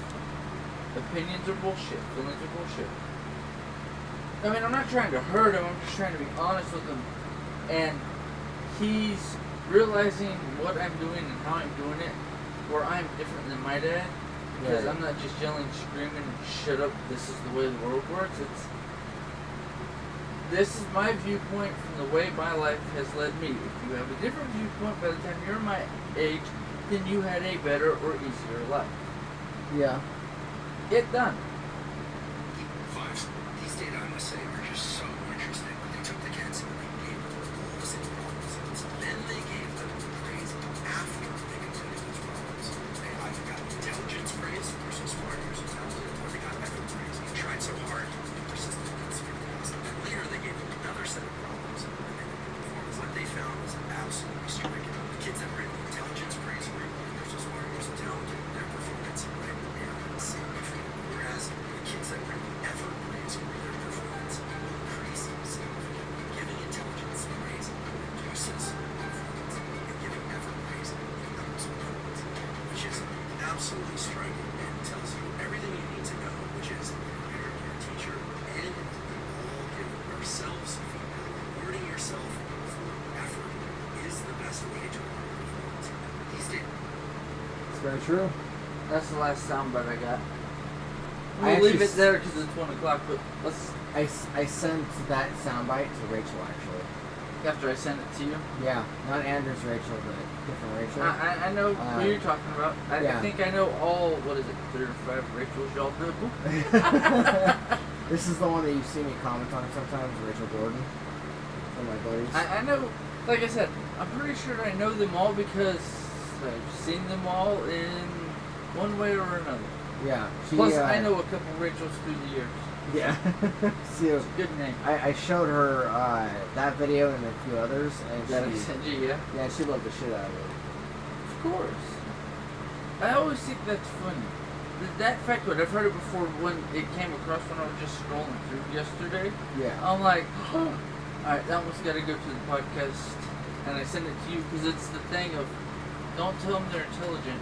Good effort. Nice try. Or good effort. I like the way that you didn't stop. You're resilient. So, you know, the stuff that he was saying. It's like that gets them to, oh, it doesn't matter if I did the best. I showed the most effort. I did the most work. Yeah. That okay, so if I do more work, I will get praised for being a hard worker. Yep. Yeah, Cass and I love that shit. Cass is, as you know, a kid that thrives off of effort praise rather than intelligence praise. Because you can tell him he's smart, you can tell him he's intelligent and stuff. That won't really help him do the job. Because he already knows he's smart. It's the effort. It's the effort. It's the energy behind it. Well, I always notice with the kids who are like genius level or like almost genius level, like me or higher than me, the arrogance of they've always been told they're the smartest one in the room or they're the smartest person in the school makes them an arrogant ass, so they don't even put any effort forward. So it's like, oh, that proves you're not smart. That just proves you're a lazy piece, worthless piece of shit. Well, what about you? I know I don't need to do the work or be there. Why? Because I already know all the answers. Yeah, so hence the point. I mean, effort praise versus, like, you can still do intelligence praise. Like, I'm not telling you, the audience, or what him, to do with your life. You know, I'm not telling you what to do, whichever way. But I would say that The person who wants the effort praise praise the smartest is not always the person you want to work with. yeah, because they don't execute effort. Yeah. Effort is a big part of life. Effort is a big part of adulthood. A lot of adults don't put a lot of effort. A lot of adults do exactly what they're taught to do or what they're trained to do and nothing more. And they don't want to unless they get paid more. See, and here's the funny part to that. I think it's funny, work smarter, not harder. Yeah. No. It's just because you work smarter doesn't mean anything. You don't get praised for working smarter. You get praised for working harder. So work harder, not smarter. Because you can still be smart, do the same amount of work, but if you're doing 2 to 3 times the amount of work that somebody who's just working smarter does, then you'll get the praise because you actually earned your paycheck. You actually earned your raise and or promotion when it comes around. I do both. I work smart and hard. But I mean, you know what I mean. There's nothing wrong with working smart. But if you work hard, you get the extra benefits because they know that you're willing to go the extra mile for what they're going to pay you that you've proven your worth. Exactly. That's kind of my issue with hell. Well, I know something, can't get the raise, blah blah blah, so I have to go for promotion. You went at it wrong. No, I didn't, bitch. Complain. I know what the fuck I'm doing. They're corporate rules. Those rules don't mean shit in the real world. Those rules are to keep you in line so that way they can get away with not actually paying you what you're worth. And try to get you to do more for less. For less, yep. I remember that whole half an hour we talked to them about it. My current employer, that's literally what they're doing right now. They're getting everybody to work twice as hard, do twice the amount of work hybrid, work whatever, and yet pay them less. Pay them way less than what they're worth at that point, and they're trying their hardest to keep everyone in line, to keep everyone doing what they're told, and they're even increasing meeting time to get what they want. And it's not cool at all. It's not even fair. But that goes to his argument. Yeah, well, I mean, that would be the, oh, you want me to work harder? Okay, I need an extra $2 an hour. That's literally how much it would cost for the job that I'm doing right now for hybrid. If Just half the day is $2 more an hour, it'd be no different than the differential. Only I'd be getting the differential on top of the $2 an hour. I'm gonna probably argue that actually. Bring that up. Even though why am I doing twice as much work but I didn't get a raise? This is kind of BS. Let me do what I used to do, or I want a $2 raise so that way I can move farther in the company. Yeah. I'm gonna put that in the idea box. You know, they've got this team talk. Tell the boss. I mean, you might do it separate than in the group, or the whole group. Be like, yeah, we want, that clusterfuck. Mm-hmm. But it's the thing of how can you help me be the longest running employee, or how can you help me be a part of this company better. Yeah. You know, there's programs and stuff online where you can look up how to phrase it better. So like, tell your boss that you want to get a raise without actually telling them you want to get a raise because you don't think you're getting paid enough for the job. I mean, your brain already goes there. My brain just goes, hey, asshole, why are you paying me $2 less than the job I'm doing? How about you pay me $3 more, then I'll keep doing the job I'm doing, and I might actually put in some effort and make it look like a good damn job or something worth working. Yeah. Something worth doing. Yep. Pay me off so that way I can tell everybody how easy it is and how I'm actually enjoying doing it. So that way you get everybody else to do it, but I'm getting a $3 raise. Deal? You pay me $3 so that way I make them all do it for the same price they're working for you now. Oh, I'll be the fucking backstabber. I'll do that, and then I'll go behind the boss's back and don't tell them I said this, but they gave me a $3 raise to make you all do this for the same price. Negotiate now. But suddenly they have like 200 people that are all raising the ranks. I Like, want 50 cents to $1 more an hour. Da, da, da, da, da. Hey, don't tell them I told you I'm getting a raise. yeah. And don't tell them how much you're getting.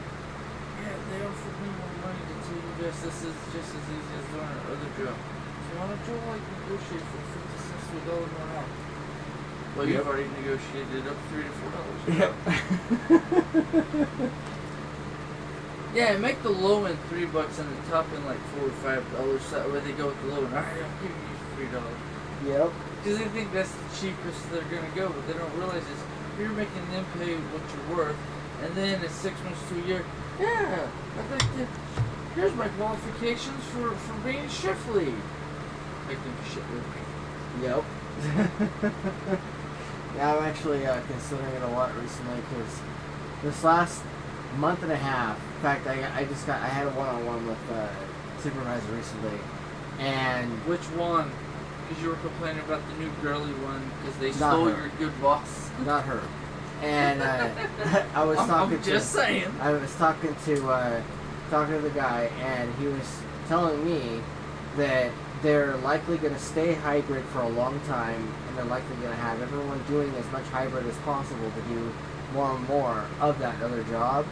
And he said, but you're probably nobody's probably going to get paid for that work. Like, they're not going to get paid at all for the work they're doing for that particular project. They're just going to get paid the same rate that they've been getting paid for the original job. So they added work to your job and they gave you an extra thing while not paying you I'm for not it. gonna pay you what you're worth because you'll be paying what you're already getting paid. Because you're a bitch and you can get a job anywhere else. Right. Like we were saying to Howard. Yeah. Dude, go put an application in somewhere else. If you're not gonna give me the raise, I'm gonna go here. They've already agreed they'll pay me this much an hour, and I start next week. Yep. Yeah, that's pretty much how it is with them. So I'm trying to figure out a way to Do what we've been talking about. yeah, and without getting just burnt. yes, it is very hard. And I mean, you're good with customer service. You just need a job. I don't know, like oh wait, they closed that one down. Never mind. which one? The one near your old department, that call center. I was at the end of that strip mall. They closed that one down. Oh, yeah, Bed Bath and Beyond. No, it was like what the fuck's the little shit home cheap store? Well, I know that The little crap one that's over there next to